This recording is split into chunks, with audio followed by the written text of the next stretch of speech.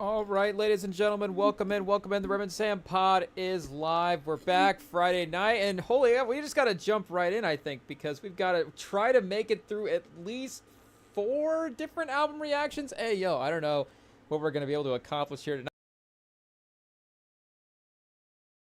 Focused, of course, on the types of albums that we're, of course, interested in. Is going to be the ones that we're, again, looking forward to on the release stuff. But then when every time I go to the Genius to pull up the lyrics for these albums that we're gonna listen to, I always just forget about all the other genres of music that exist and the fact that like the pop and all the other stuff is gonna be releasing music as well too. So there's also Laufey, and Laufey is getting the headline right now on Genius. Shout out. And Mariah the Scientist as well too. So I mean, we're definitely gonna add that one into the listen list, hey yo, as well too. But for now, we've already got a pretty stacked list to try to get to tonight. And speaking of other genres, ayo, our guy Bigxthaplug dropped an album, which of course we're getting excited for. I like how our guy is getting farther away in each of his album covers. Chat. I don't know what kind of storytelling he's providing here over the course of his album releases, but slowly fade into the background, I guess. And not even though, chat. Ayo, Bigxthaplug. It's only, of course, it only goes up from here. Ayo, pause. But I would assume that his best days are still ahead of him. And I did, again, speaking of other genres, I did click into this album a little bit earlier and did see that it was very country heavy. So I don't know if he had released the feature list before. I'm assuming that he had. And I remember talking to a friend as well too, because earlier this year we were talking about music and stuff. We're like, oh, wait a second, I didn't realize that a couple of the people in our friend group also listened to Bigxthaplug at this point. I guess again because obviously after this Take Care album, at this point he has kind of definitely jumped up a couple of levels for sure. But I just like, hey, I didn't get a little musical playlist update from the friend group. And he was telling us that, like, and then he was hearing that Big X was working on, like, some country stuff. So I don't really know what we're going to get here. Of course, some of the singles have gone that way. I guess the one, here with Bailey Zimmerman was a single. And the Shabuzi one as well, too, I'm guessing, was also single. I don't know if the Ella Langley one was a single or not as well. But 11 tracks. Jelly Roll on a feature, track 3. Hey, yo, Jelly Roll is the most streamed track right now, not a single, release it. So, I mean, if you're going to need to get the streams on a track, you're going to have to bring in Jelly Roll. Hey, yo, if anything from this album, if anybody is proving us their star power, hey, yo, it might be Jelly Roll. But it is interesting for him to be dropping a country album at this point. And, of course, we don't know what he's working on. Is he going to double back around with some kind of hip-hop album, or is he going the Post Malone route and he's just going to start genre bending all different stuff? But it did feel like, again, the last album that he has, Take Care, was a really great, I don't know if it technically counts as his debut album. I don't know if Amar was a mixtape, what the technical classification is for all this stuff. But again, Take Care, very well received in terms of the commercial, and the streaming numbers for it were very good. And I think it was one of those kind of popular year-end list albums as well too. And again, it has definitely moved him from, he was a guy that was, I guess, again, proved that he could put together a body of work in a project like that as well too. Because with some of the singles, some of the smaller projects, and Amara is really solid, but again, double back as well too. And then the deluxe is really good. Got a couple of really great tracks on the deluxe as well. So it did feel like we're saying the commercial success is, again, really started to, of course, be there for him. And the critical acclaim in a way that I think, again, sort of next generation, I think him, Glorilla, I mean, of course, Doechii as well, too. She is the obvious front runner in terms of the critical acclaim right now because she won Best Rap Album at the most recent Grammys. But for the next generation, I don't know what the technical age kind of cutoff is for that, but Glorilla got a bunch of nominations as well too on a bunch of the performance, I think, song type stuff as well. So you could see Big X start to. I think you legitimately could with the hip hop stuff start to see him cross over into some of the Grammy stuff as well too, potentially. Again, with it obviously the work keeps trending up as well. But Take Care itself was, I think, a project that it definitely reaches the bar. I mean, again, it was better than some projects that were nominated last year. So I know that's not always the right case, right bar, whatever, for in terms of what an artist is. And again, you like we're saying, you do have to kind of combine sometimes a little bit of the notoriety with it as well too. So he has that in play. So again, I guess just an interesting career pivot for him to focus it on the country stuff like this as well. But if you're working with a bunch of major country stars, like I wonder if, but I feel like he could work with almost anybody that he could want to at this point in hip hop as well, because I'm assuming I guess like Shabuzi, is Shabuzi the #1 country guy right now?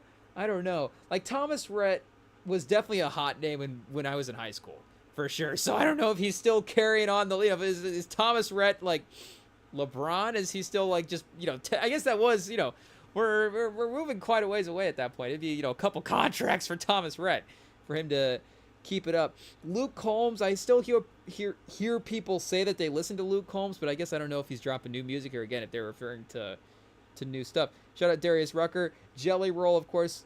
I think again the numbers on the single for the Bailey Zimmerman one, I think he is probably, I guess, do we have to give him the #1 country star power ranking? I don't even know how to. Do we just Google like top country stars?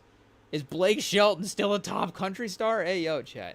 I feel like times have changed a little bit. So I don't know if these are equivalent. Should I open this in like an incognito tab? I don't know. Johnny Cash. Hey yo, chat. I think maybe the wrong era. I don't know. Top country stars 2025 maybe. A little more specific. Let's see what we got. Oh, they got Morgan. The AI's got Morgan Wallen at #1. Oh, Luke Combs #2. Lainey Wilson, Jelly Roll. Chris Stapleton, Zach Bryan, Casey Musgraves. And then it's got a Rising Stars honorable mention for Megan Maroney, Bailey Zimmerman, and Ella Langley. Okay, so I think a lot of names, like we're saying, that overlap on this list. I guess Tucker Wetmore would be the now the least familiar that we're with on this list. I guess I think again Darius Rucker kind of established career at this point as well too, but like I'm saying, I don't know if he's necessarily going into this lane to try to work with bigger stars and increase his streaming that way, or if he's just thinking of adding in that type of cross genre type stuff where it's like, oh, if the country type people are going to listen to this, then the country type people, like I'm just from a musical taste standpoint, hey yo, but if the country music type people, I get that even sounds like what is he saying?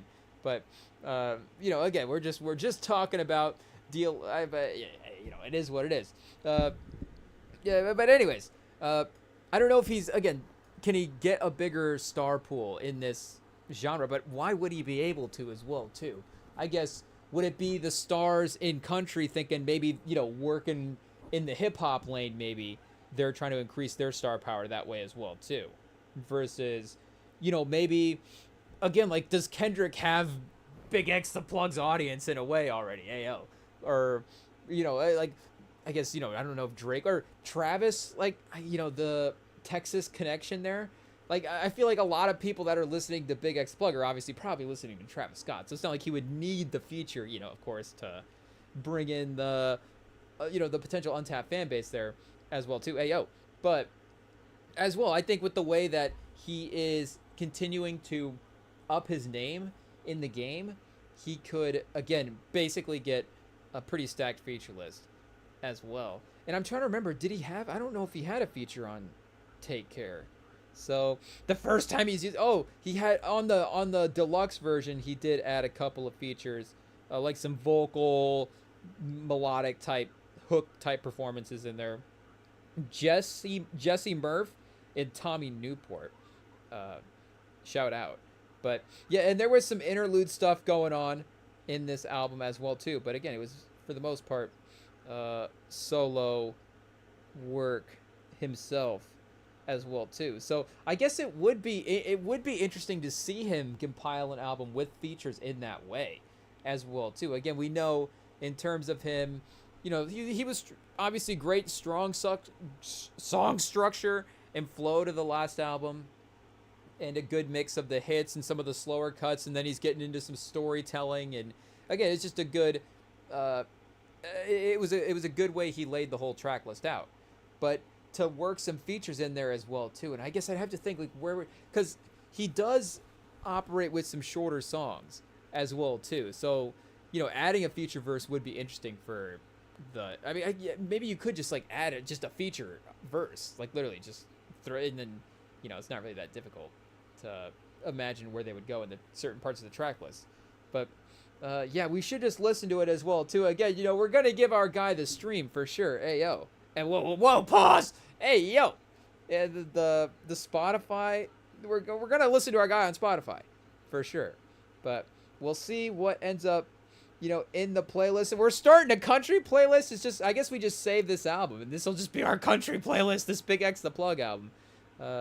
It is what it is. Because I guess we haven't really listened to the Post Malone country stuff. I guess I don't really listen to a ton of Post Malone that much, but especially if he's moving into genres that we don't really listen to as well, that where he's getting farther and farther away from just again our own personal playlist. But this might be the start of our country playlist. Hey yo, it is what it is, chat.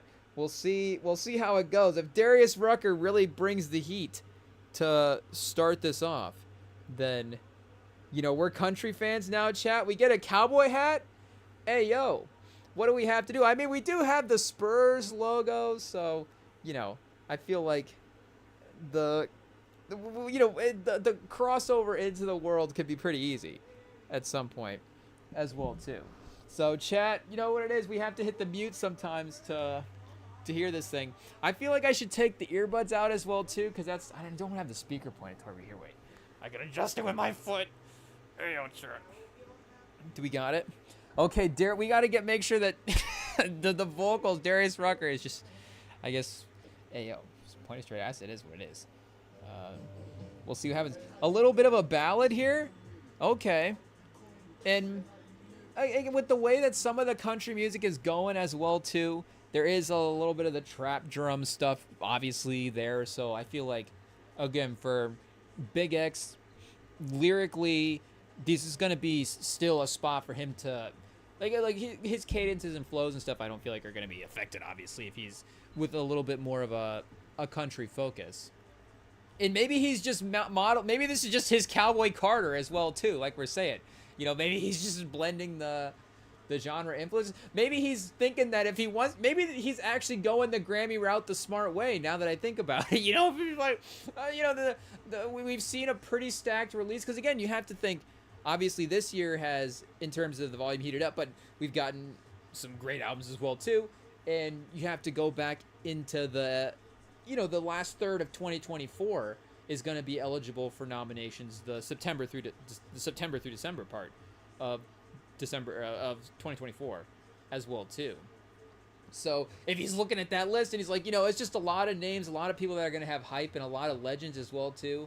It might be a pretty crowded place. Like we saw Beyonce be able to snag that Grammy nom, and she got Album of the Year as well too. So obviously, there's a certain level of quality that was in that album in general.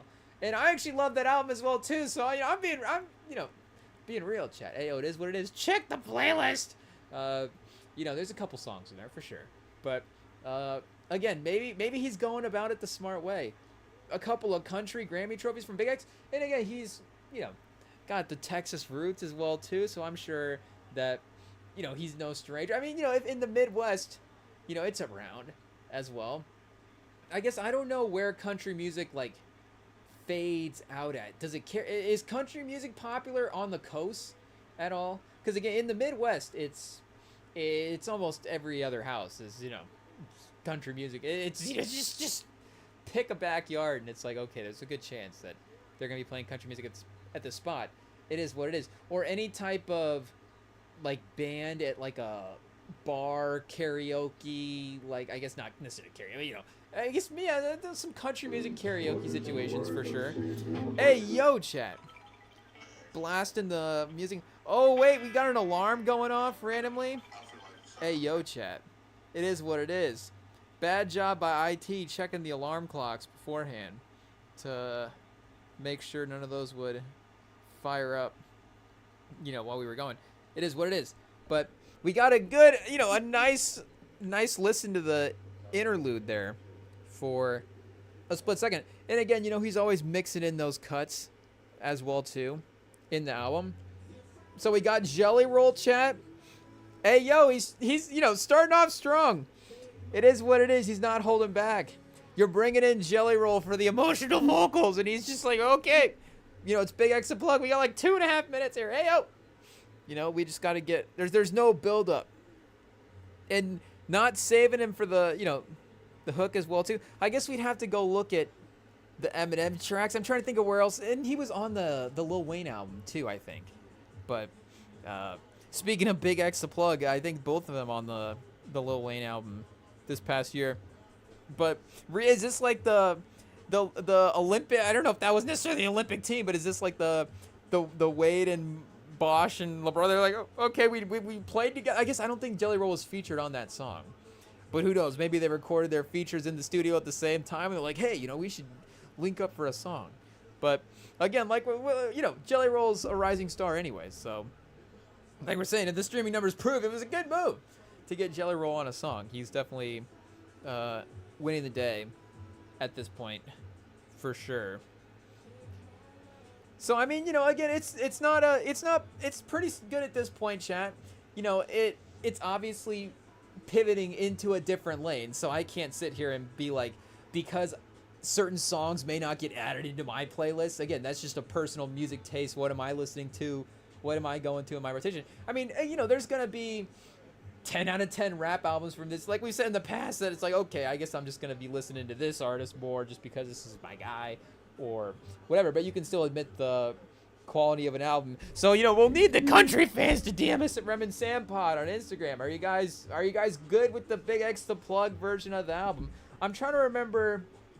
Obviously, the country music scene, I think there was some weird ways that the Cowboy Carter album was talked about. I remember getting a clip in my in the reels a month or two ago, and I forget if it was the Grammy or a different award show, but it was, and maybe it was AI as well too. Who knows? Not only is it AI good, but then are you even paying attention close enough when you're watching TikTok to understand? Like, you're not, who's locked in enough to try to figure out if it's AI or real? But again, I got it was this clip of them announcing the Cowboy Carter album as the winner, and it was like the Cowboy Carter album basically inventing country music. I mean, it may have been a joke, it may have been just the delivery of the joke as well too. And I think the caption on the post was like, oh, Shabuzi's face when they said this or whatever. So it's like leading you to kind of think about the clip in that type of way as well too. Like, it had to be, like, obviously there's no way that that's like a serious comment, so it had to be just like a joke on the prompter that just was not delivered with necessarily the tempo or whatever of a joke. But okay, this is the single. Have we heard this on the, speaking of chat, speaking of Midwest speaker systems, have we heard this one playing at all? I guess, would we know? Hey, yo, which country song is this, chat? Hey, yo. We do have... Is Bailey Zimmerman in a baseball jersey? Is that a real baseball jersey? I mean, I guess we're not the sports fans now at this point. I just thought, is this a real team, or is this like a baseball jersey that he picked up at a store? But shout out. If he's, I guess the baseball country music crossovers, maybe a little bit... If we were ranking sports that listen to country music, I think baseball would definitely be up there. College football, again, in the Midwest, I think specifically, I don't know, we'd have to ask the other conferences. I feel like in the SEC, country is pretty popular as well, too, because they always had country tracks introing the SEC songs or the SEC games for CBS as well, too, for a while there. And they obviously have the iconic just CBS theme. But when they started going with some of the promotional songs, it would definitely, there was definitely a country lean in some of those SEC promotional songs. But again, you're pulling up to a tailgate in Iowa City. Make no mistake, you're getting country music and you're getting old rock and roll. It is what it is. Those are the two genres that are on. You're gonna bounce back and forth. I feel like the stadium playlist is pretty similar as well too, because there was at one of our old jobs, they gave us a lot of that. Looking back, they did give us a lot of freedom to kind of do whatever we wanted at that job, but they gave us aux as well too, which is crazy. You're just giving, again, we were in high school where you're just giving high schoolers aux in a public place. It is what it is. I feel like for the most part we were responsible, but again, it's just that's even looking back through, the 16-year-old on the aux. It is what it is. But there was one kid that would take aux there, and his only playlist was like the Iowa game day in stadium playlist. So again, obviously there's hit songs. It's good to a certain degree, but it's like, okay, one, you're ripping off the stadium playlist, and then two, we're just we're re-listening to this every Friday night at work. It's just the Iowa stadium playlist, or every time there's a college football game on, like we're getting in the vibe. So again, it's just the bounce back and forth between some country and some stuff. I think again, Midwest I guess we'd have to go to a game in 2025 and see if they've updated the playlist. But you're gonna get a couple of Watch the Thrones bangers on there as well too, and a couple of, I think, some of the beautiful Dark Twisted Fantasy stadium anthems in there as well.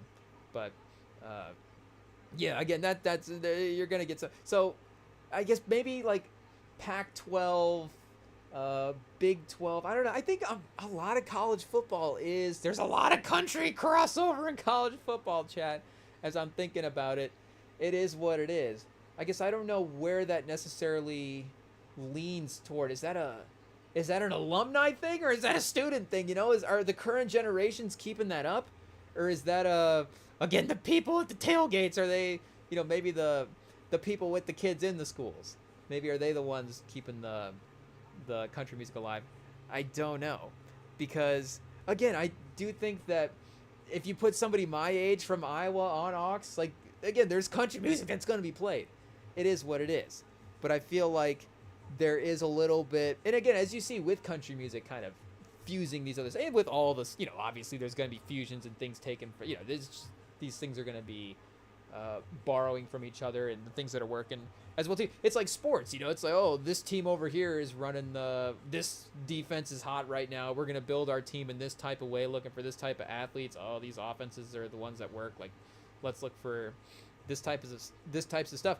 And then you get, of course, a guy like Andy Reid's out there like, oh, I'm out, I'm watching rugby, I'm watching old football, I'm watching all this crazy stuff. Like, is there anything that I can get to influence a player or whatever? Like, that's what I feel like Big X is like, this is like if Andy Reid just became a rugby coach and he's like, okay, now I'm just gonna steal rugby, just really get involved in a rugby team for a year, and then maybe he goes back to football, and it's like, okay, I don't know what the and then Spags is the head coach for a year. I don't know, Andy Reid. Do we pitch that to Andy Reid as an idea? I don't know if this is the year for it, because there's still, again, I feel like, but it's the Mahomes factor of it as well too. But Chris Jones is still a stud. They were still able, I think, they're still looking at the weapons going, Kelsey can provide 2025, he's still going to provide good value at the tight end, and we can make up just that single-minded production that we had for so many years with all of these other guys that we have, some of the collection of talent that they're developing. But maybe, like, in a couple years, you're looking at Mahomes year 9. So I don't know, Mahomes a decade into the league. Do you want to start taking seasons out of taking seasons off? But if you do look at a season where we're like, the Chargers are really good and they've stolen the division from us, maybe once the division winning streak ends, then we pitch to Andy Reid. He goes, coaches rugby for a year, really just learns and gets involved and just figures out everything, and just returns to the NFL for one last, contract push with Pat Mahomes, and then maybe after that, they have another, he just continues, and just Belichick, his career spirals after that as well too. But shout out Belichick. It is what it is. But and I guess if our career spirals the way Belichick has, chat, then can't call us a success. Hey yo, but IT, do we have to go to break? Okay, they say we can keep going. it is what it is. But oh, look at this, we're flying through the album chat. I guess this is a little, sampler platter from Bigxthaplug. 11 songs, 26 minutes. So, I guess Big X is even it's like, a half hour a country is probably a good amount for sure. But again, but there's always been a conciseness and a focus on quality with Big X as well too. That has been definitely present with the first couple of albums that he had. I mean, again, Take Care was only, I don't even think that had a 40-minute runtime, and then the deluxe did push it to 40 minutes after that as well too. So it just becomes super replayable, and it becomes one of those albums as well that, again, you just have it on and you're like, oh, wait a second, now I'm on track 3 of the album again on the re-listen as well too, especially in like if you're like listening to it at the gym or something like that as well. But again, do we have to put this album to the workout test, chat? We'll see. I guess it does have, again, Big X, there is some energy to the album. It does feel like it is a little bit more, he is leaning into some of the maybe the emotional side of country a little bit. I guess, we turned it down a little bit during the interlude. So yeah, this one feels like it's got a little energy to it, chat. Yeah, like, maybe I guess what do we get, tomorrow's leg day? Hey, it is what it is. I'm probably not going to be at the calf races at this point in the album, but just whatever workout we're on at this point, this might be the one. And I don't know if you guys do this if you're listening to, again, nobody listens to an album start to finish anymore as well too. Hey, but if especially in a workout setting as well too, if I'm listening to the album and then one song really feels like it's, again, it's just, I don't know, the motivation, you kind of just are in the rhythm of the track kind of works for the workout, I'll just throw a song on repeat as well too. So I don't even think that, maybe, because I feel like I've talked to my friend group about this before, I feel like maybe it's even more just, I just, go in predetermined, like this is the song, and I'm just going to listen to this one song over and over again. But sometimes, or just listening to the playlist as well too. If I'm listening through the playlist, I'm like, well, I guess this is the song for the day, and then just listen to that. Or maybe like one workout as well too. Like if we're doing split squat, like any type of squat, split squats or normal squats, like those are obviously, the worst of the worst. So it's like, okay, if this song is really, if this song is really the vibe for right now, then we'll just go on repeat for the rest of these sets. And then we can move on songs when we change the workout part of the workout as well. But, I guess there, we could put this to a couple of different settings. I don't know if we risk queuing up the new Bigxthaplug. Again, I think in Iowa 2025, there's going to be no problem. This might honestly be the one to play, the perfect crossover. It's like, the hip hop was like, well, it's Big X, and it's like a country fan's like, oh, but it sounds like country though. So, maybe it will satisfy both fan bases in that type of way. Who knows?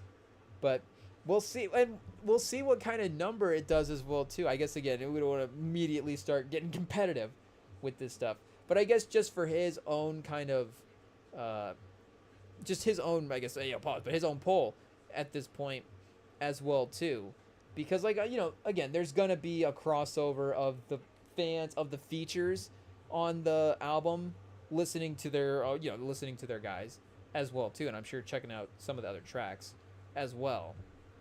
But just to kind of see where his diehard fan base is in that type of way, because again, this might be, honestly, if we're looking at it, this might be an album where, and I feel like, again, we're pretty open to listen to all types. At least, we'll at least try it out.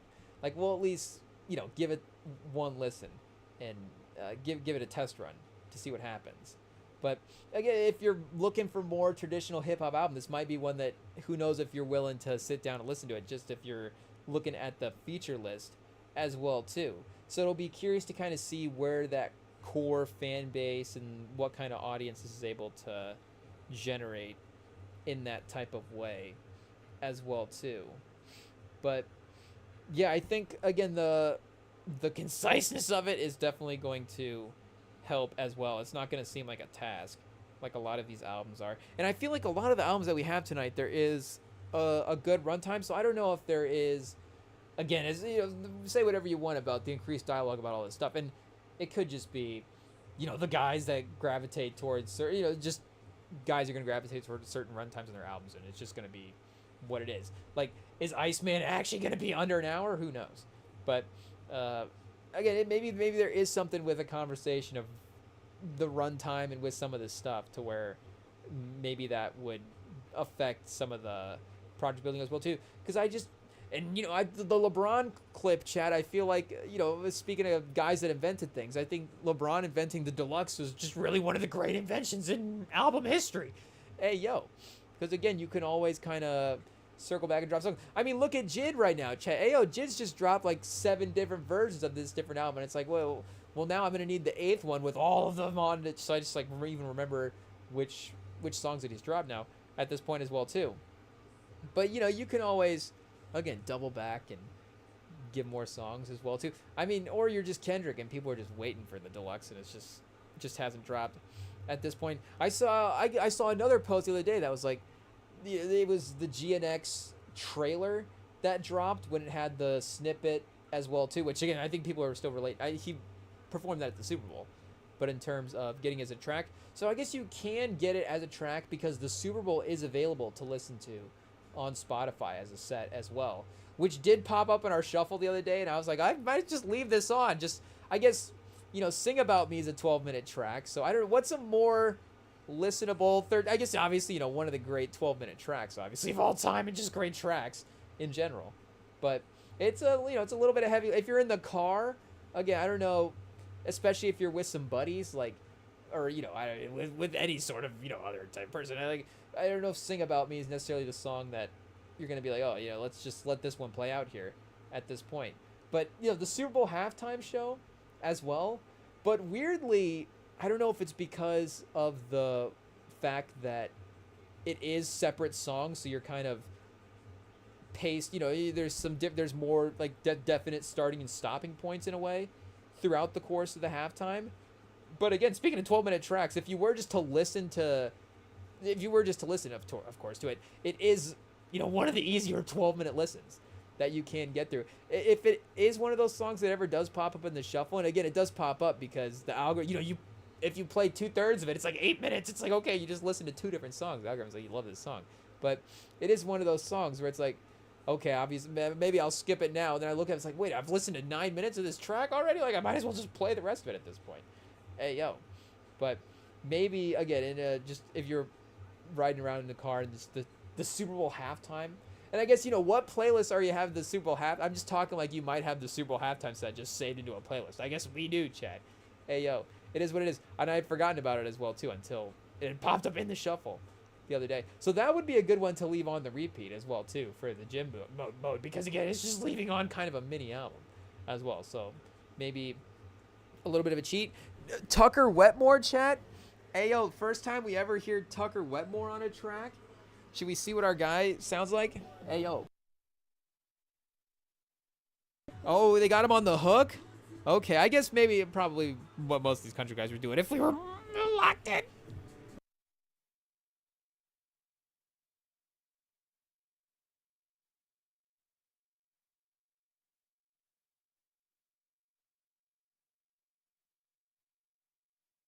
He's got like a little electrical guitar situation on the production chat. I mean, you know, Big X is always bringing the heat. He's a man of fine taste, so even in the country world, you know that he's gonna bring a fine selection of beats as well too. And again, you know, there's a good energy to this one.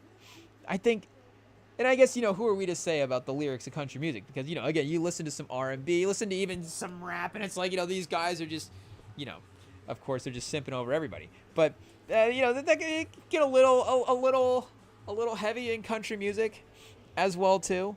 Guys can get a little down in their luck in country music, and it's like, okay, you know, keep your chin up, buddy. Like, you know, you'll be okay. It's you know, you'll be fine. But Tucker Wetmore still, again, you know, crushing the vocals on this one as well too. So we've got our guy Thomas Rhett. I am looking forward because again, this is a guy that, make no mistake. Again, speaking of just being on in speakers in the Midwest in the mid 2010s, Chad. Thomas Rhett was definitely playing. I guess when was his out? I want to say that 2016 range, as well too. But let's see what years he dropped those albums that I'm thinking of here. Okay, yeah, he's got a 2015 release. Is that his first one?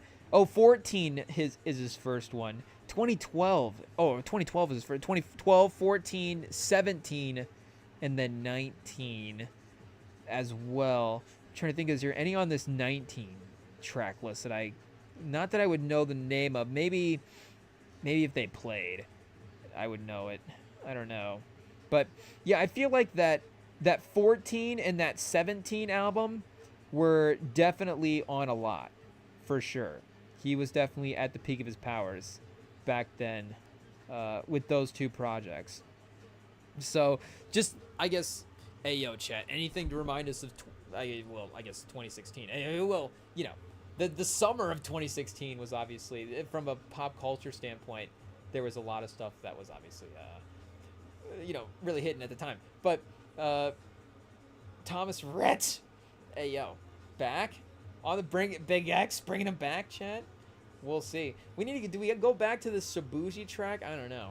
We will have to see. I guess if we didn't have other albums to listen to, chat, hey, yo, we would go back and revisit probably the album again. But since we've got such a packed schedule tonight, unfortunately, we're just going to have to keep it pushing along after this Bigxthaplug album. But again, from a country standpoint, I think the country music fans would have to be proud for the attempt given.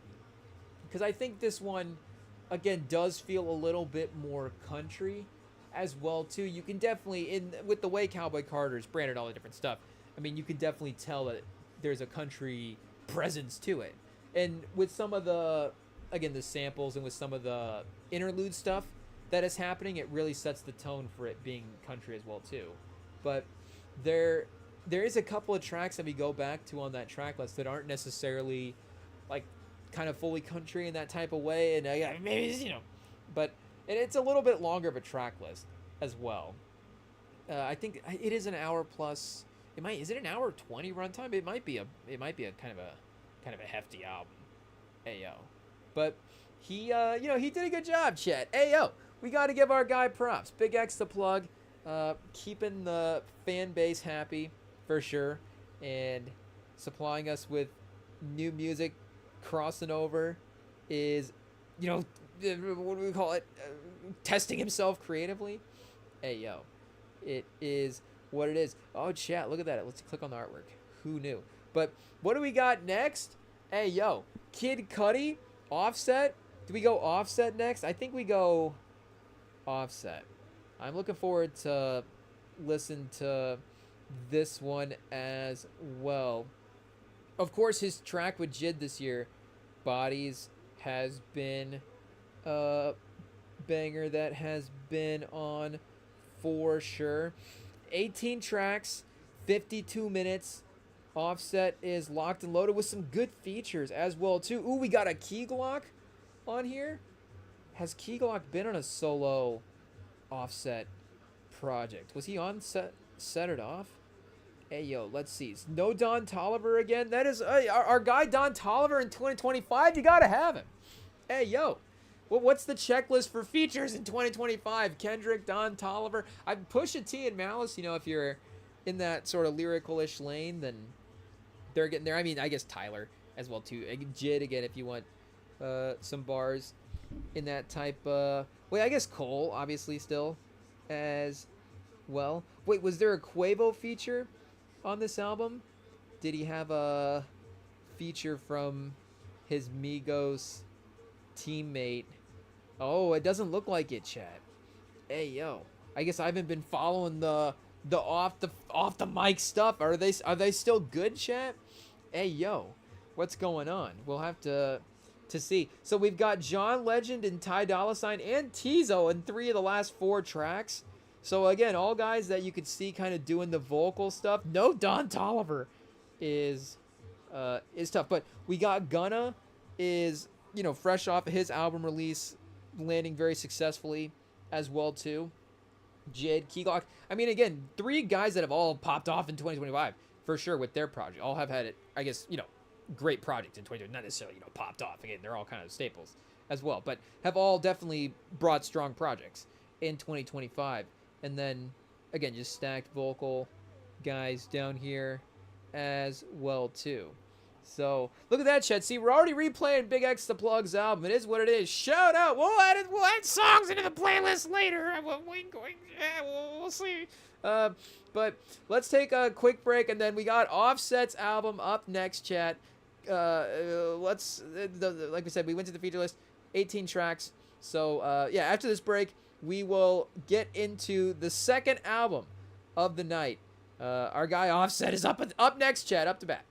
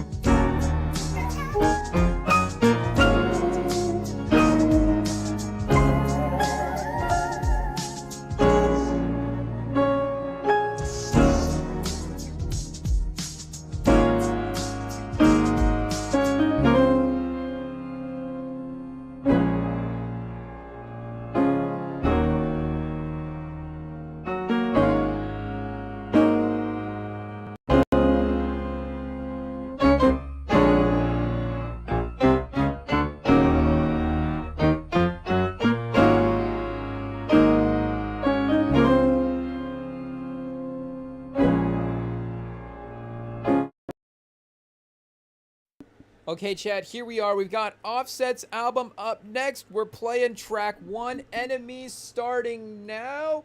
The album is queued up as well if you guys want to follow, of course, along. And I am looking forward to this one because, I mean, Offset, I feel like, has definitely...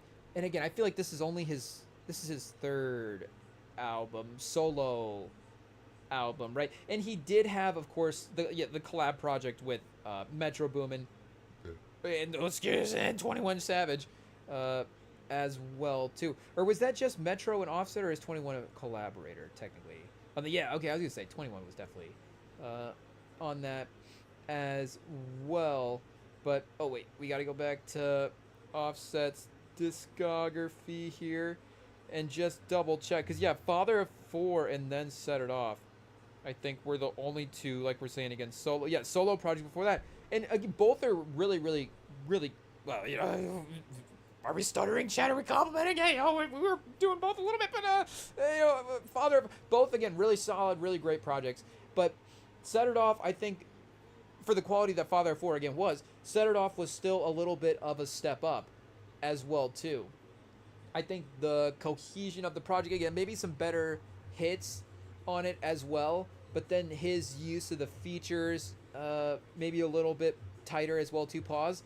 So I'm excited to see, again, the third album solo for him, if this continues that kind of upward trajectory that he is on as a solo artist. That would be really incredible for sure. It does seem like we're saying, track list runtime, the curation skills are already in, like we're saying, definitely good features. And I like the way that he's set up the feature list and just the look of the album as well too. Like we're saying, with the mix of the solo in here as well, kind of going solo heavy in the middle, and then the bookend feature route as well. But the intro solo track for sure, also definitely banger way to start. Again, great energy with the beat. Seemed like Offset was crushing it with the bars for sure, but we're trying to balance the volume of getting this live stream taken down and us being able to hear it. Hey yo, it is what it is, chat. But again, I was thinking as well too about him as a solo member of a group, and I like a lot of course, guys in just the course of hip hop have been in groups in some type of capacity. So I guess it's just kind of how you want to classify, being in a group, in a duo, a trio, like whatever, kind of notoriety you get. And then, like you officially become established as, okay, yeah, like obviously, again, the Migos are, again, a group. They did work as the trio and had iconic projects together and all the different stuff.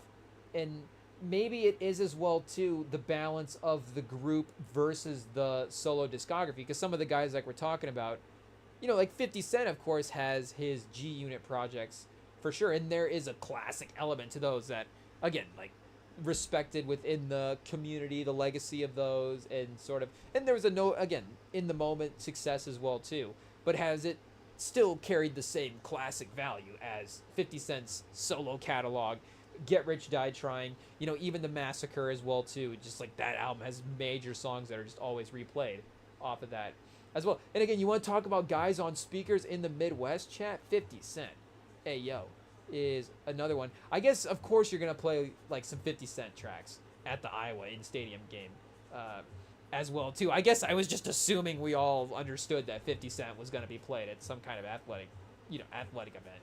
Hey, yo, it is what it is. Do we have to have the checklist of guys?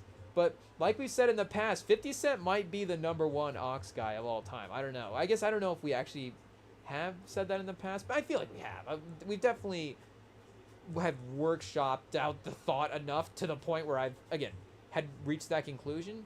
But, and I know, like, oh, Drake or whatever, and I'm not, there's I'm not going to argue, obviously, there is great safe songs that you can play that everybody's going to know and like. But I do think that, again, the vibe of the artist as well, too, it's kind of like, again, throwing on a Denzel movie where there's actors that have, maybe there's, again, movies, Denzel, is which Denzel movie do you pick? But if you throw on, a movie like Man on Fire or something like that, it's like, okay, the likability of just Denzel in a B movie raises, again, the B movie because Denzel is also just the super likable guy as well, too. And I guess, we're off track from talking about Offset. But my point was, I guess, there is still the solo work that I think, I think the Migos group has definitely still outweighed a little bit the solo catalogs, of course, of the artists themselves. And of course, rest in peace to Takeoff as well too. He, from a talent lyrical standpoint, you could make the case how you want to rank him, of course. But, between, again, Quavo and Offset, for sure. And like we all know, I think definitely when the Migos started to go the solo route, I do think that, again, Quavo was kind of the guy. And Quavo was definitely the one, if we had to, if there was betting odds on the solo careers, I think he would have been the favorite for sure. I do, again, like Offset and Takeoff definitely had their groups for sure and their fan bases, and they were definitely, right there, like 80-85% of what Quavo had of, in terms of the name value at that point. Like, it wasn't like they were going unrecognized and, the scouts weren't necessarily like afraid of Offset and Takeoff in terms of like, oh, let's build a, career around these guys. But again, I think he would have been the number one projectable guy. But like we're saying, through the first two albums, it does seem like Offset has had the better start to the solo career as well. And this is I guess an important step for him, continuing to again just solidify the strength of his solo career. But it's like at what point is the group, are you going through the groups as well too? But I was trying to think of the solo career guys again out of the groups as well, because like I was saying, of course, Outkast is obviously one of the first groups you're going to think of, and a little bit of a different example because they obviously don't quite have the volumes of the solo catalogs as well. Of course, the Big Boy album is a classic album. Shout out, we loved it. We did a re-listen for the anniversary of that album this summer, so again, we're fans for sure, but they just don't quite have the volume going either way. And again, Big Boy's dropped some stuff for sure, but and like again, if we're classifying a guy like 50 Cent in there, or just whoever as well too, Pac was in groups for sure. I guess Biggie, again, everybody's been like in a group, or I guess maybe do you start in a group and emerge to fame in a group and then move to solo afterwards? Again, I don't know what the sort of list is, but I do think he has a chance with again with a good album. If he's got the 3 albums on the discography that are hits for sure, then there is as a member of a notable group in that way, the solo discography standing out. And again, like Wu-Tang as well too. Speaking of Wu-Tang, hey yo chat, we got Wu-Tang album in the rotation tonight. Speaking of adding to those solo catalogs, for sure. And we've got the '93 All-Star Game on in the background. So was Wu-Tang '93 chat? Hey yo, we should know just right out. Enter the 26 Chambers. What was it called? Hey yo, enter. Okay, well, let's see here. 1993. What day? November 1993. So it was not released during All-Star Weekend of 1993. So they would have been bumping Wu-Tang All-Star Weekend 1994 potentially, end of the year, and then carries over, and then 94 as well. Just one of the great music years that we've had. But you can maybe to add whatever we got at the end of 93 into that run as well too, again just to include of what was being listened to into 1994. So we have, of course, what was released. We can look at the calendar and just go, oh man, the calendar day of things released in that year was awesome. But again, you got a couple extra months, and maybe even if something hits in 2022, it's gonna have legs as well too. Or not 2022, that'd be more recent. For 1992 it would have legs back then as well. But yeah, of course, what they were able to do solo discography wise was definitely classic for sure. Though I don't know if, again, any of them kind of emerge as sort of bigger than the group itself. Though that might be, of course, and again, just their strength as a group as well too, as being one of the great groups of all time.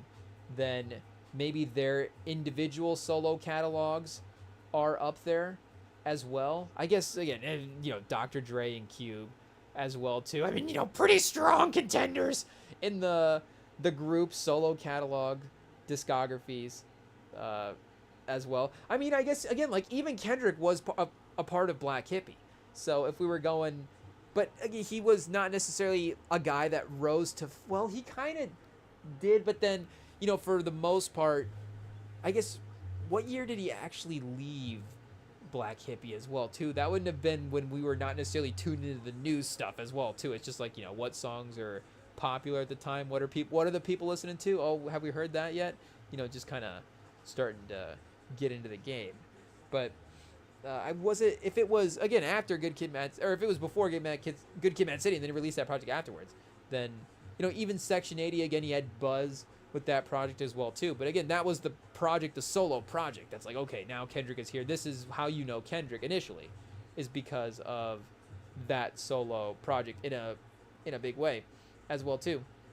So I think the Migos were popular enough, and he's been able to again build a strong enough solo career off of that he's still kind of building off of the name success of the Migos in a way as well too, and of course again like again just the fan base that he's collected, of course, at this time that he was in that group, for sure. But he is definitely, and maybe it's more again just the recent history of it as well too, because like we're saying, if we sit here and think about it enough, we're gonna continue to keep recalling groups as well too from the older days. That might not just the older days, the '90s. So shout out, but from back before our time, anyways, it is what it is.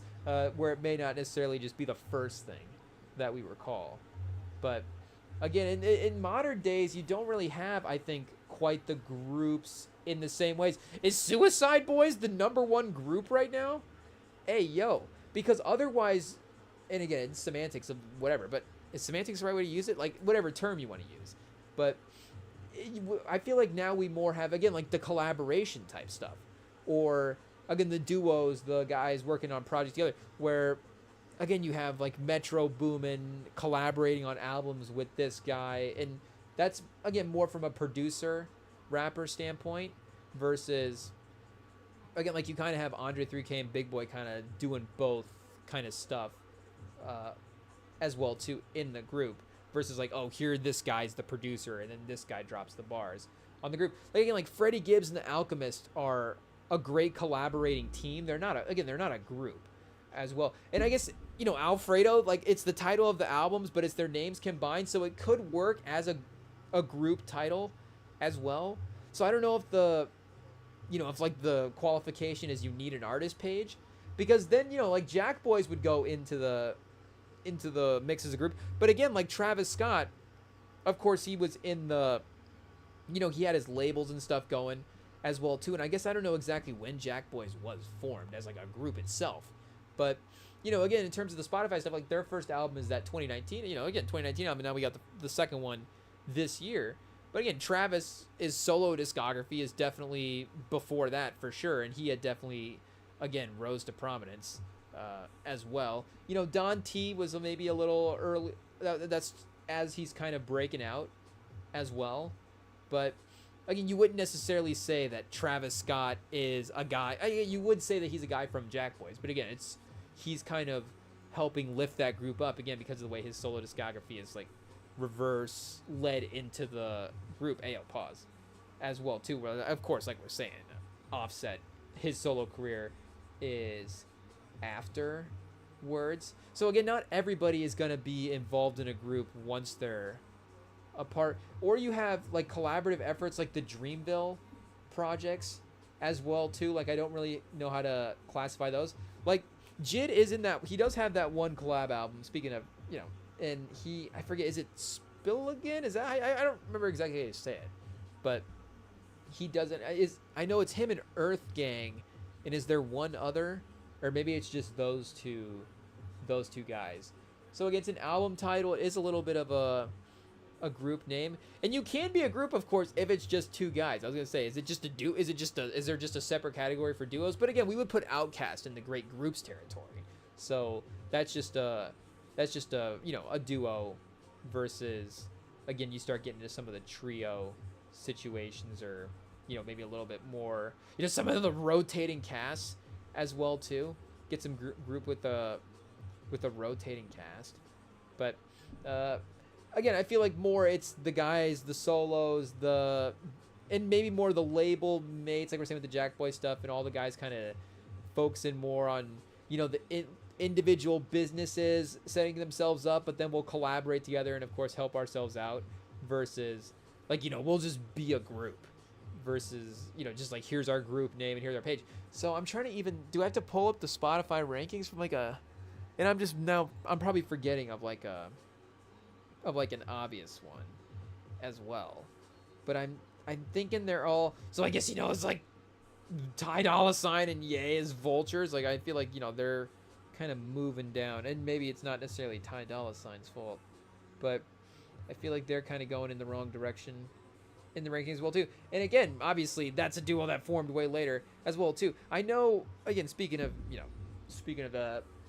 himself, like he was in some groups earlier on, but then of course, rose to prominence producing for Jay-Z, and then had his solo albums, which really, of course, again, his solo career was built based off of that as well, too.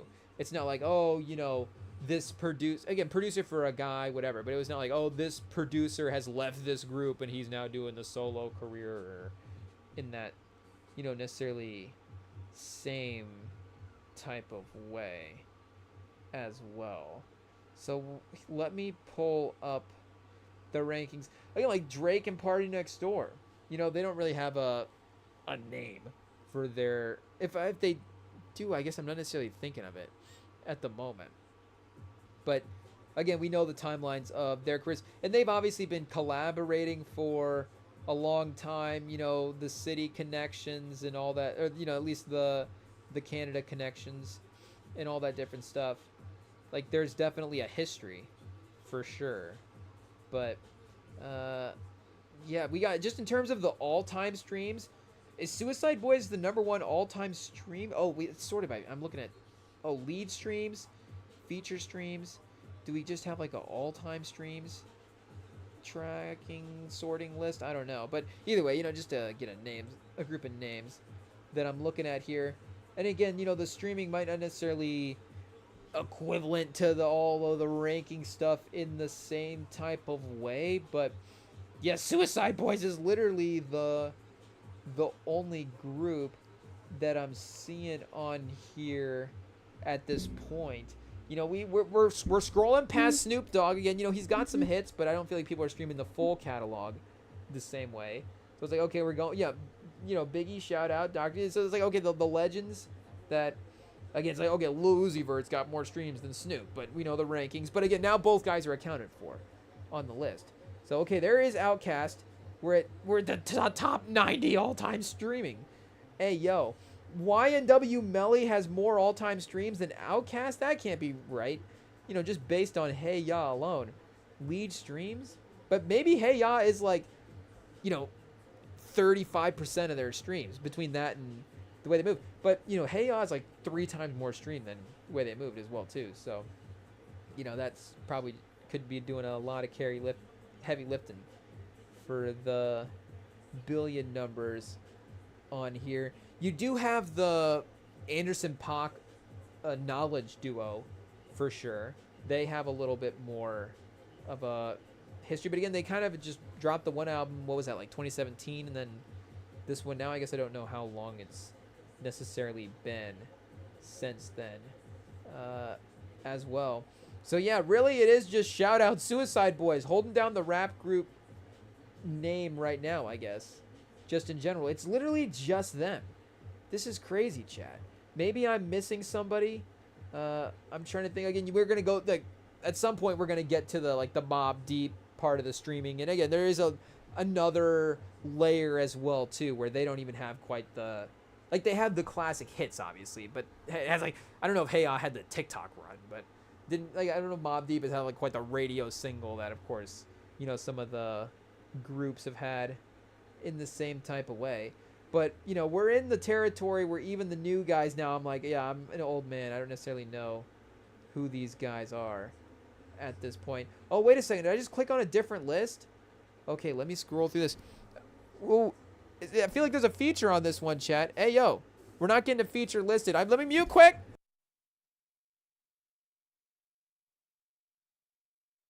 Maybe that was just a vocal sample at the beginning. I don't know. I heard a voice. I was like, that's not Offset.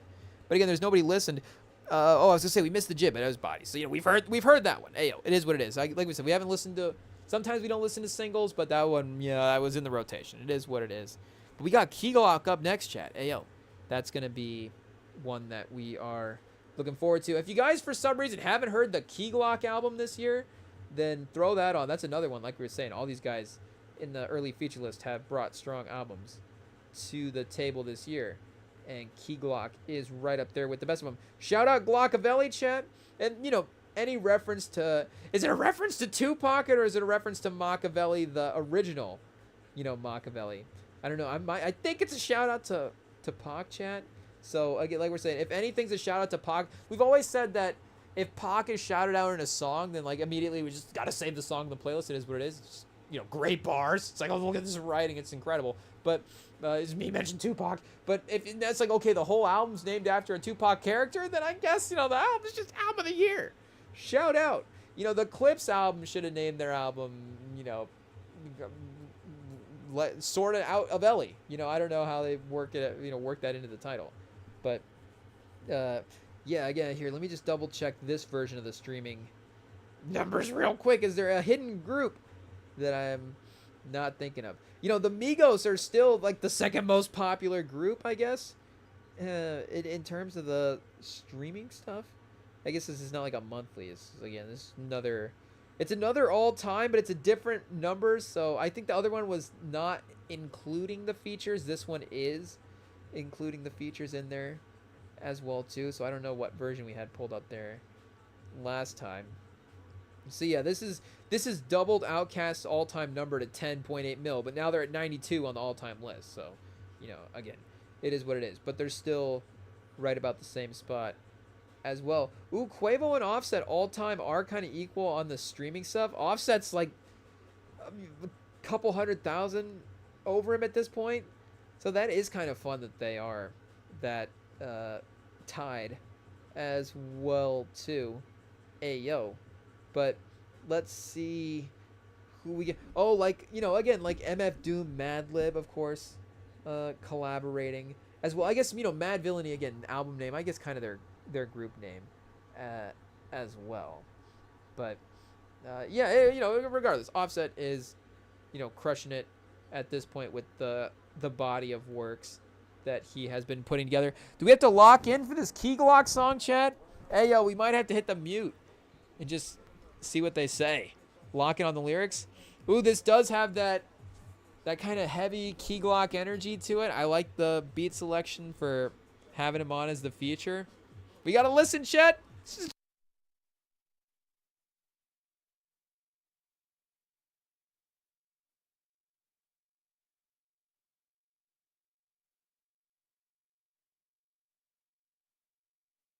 Chat, I don't know if we're just biased, but this might be an early best song on the album.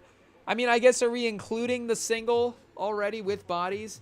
I don't know. Was Professional a single? I guess it had to have been at this point with the 5 million streams on it. So if those are off the table, we were definitely talking through different species. So we'll go back and replay the Gunna track here after this one. But this is yeah, the beats on this one's killer, obviously, and of course they're gonna crush. If the beat selection is this is perfect for both of them on this track. And the next track is Set It Off. So, callback. I don't know, is Offset just a big fan of the Queen Latifah, Vivica Fox Set It Off? Hey, yo, chat. It is what it is. I gotta say, right now, the iPads that we have at the restaurant, the backgrounds, maybe they are Set It Off. Who's to say? I don't know. Is there a restaurant just in the middle of Iowa that just has Set It Off as the background on their iPad somewhere? Maybe, chat. I don't know. Is one iPad Set It Off? Is the other one the Fast and Furious crew? I'm not gonna say. I can't necessarily be the one to give out that information. But I'm just saying, if there would be, maybe I would be one to vote for that choice. But shout out, Set It Off. If Offset wants to call in for the Set It Off rewatch next year during the anniversary for that, shout out. Feel free. Offset, pull up. We'll watch it. If you want to watch Set It Off, I don't know if we have to, just a rewatch for the pod live stream. I think it would be, a good fun. If Offset, I guess, would he have an album ready? And that was what date was that released in theaters? Was that early 1996 or late 96? I'm pretty sure it was 96. Do we look up Set It Off soundtrack real quick and see? We're double checking our 90s years, chat. It is what it is. Set It Off by Boozy. No, I don't think that's the right soundtrack track here. Let's see, chat. Yeah, music from. Is this going to be listed on the right year anyways? 96. September 24th. So if Offset has a new album that he wants to debut next year during the what do we got, 30 years anniversary of Set It Off, then, you know, again, pull up, feel free. But yeah, that's a banger, chat. So for now, early contender, best song. But this is right there too. Oh, is there another? Does he got a couple of hidden features, or is he just bringing it with a couple of different vocal performances here, as well too? Is this Offset?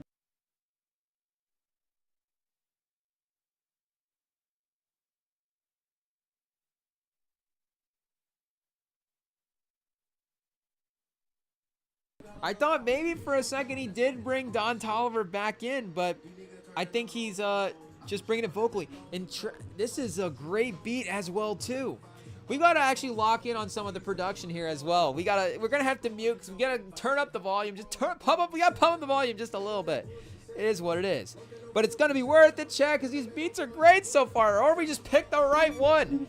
But easily, you know, we're hitting a stretch anyways. Back-to-back bangers. Oh, I paused instead of muted. Oh, I get confused.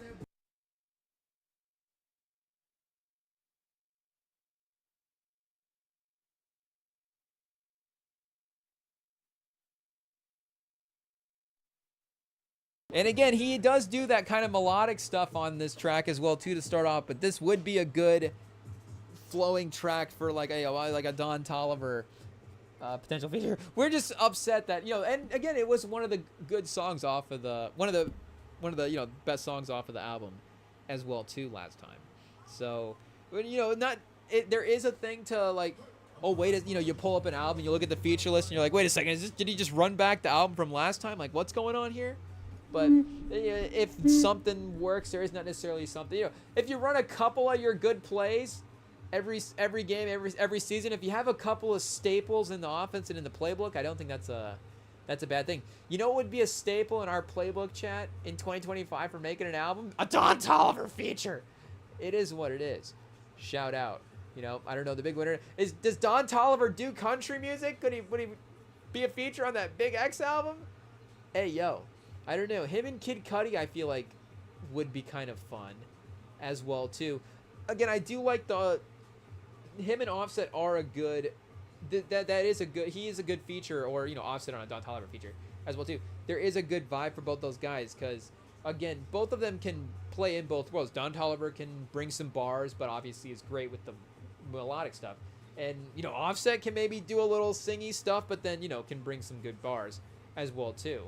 But the kind of aggression of Offset is good for the people, I think, that Don Toliver has collaborated with as well too. I think Jid, that, you know, they definitely went with a unique beat for sure on that Jid album, but I really do like that production, and it's definitely grown on me for sure. Pause. And, you know, again, the way Don Toliver's vocals just slide in after the beat kind of lays off a little bit, like it is a well put together track as well too. But it's a good dynamic of Jid bringing in some of the fast rap, and then Toliver kind of can slow back with some of the vocal performances.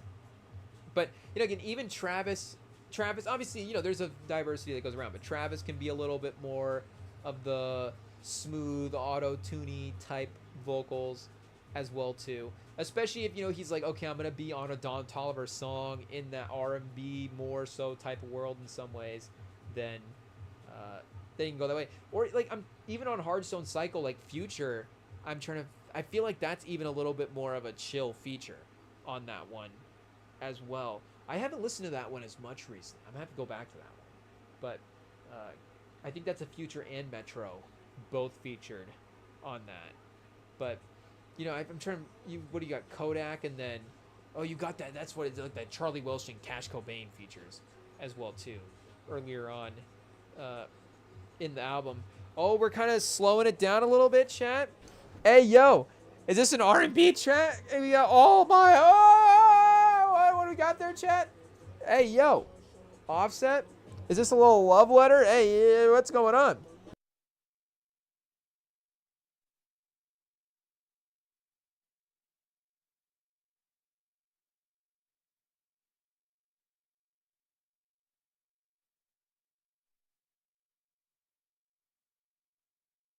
Yeah, Chad, I gotta say, like, I haven't revisited the Set It Off album in full in a while.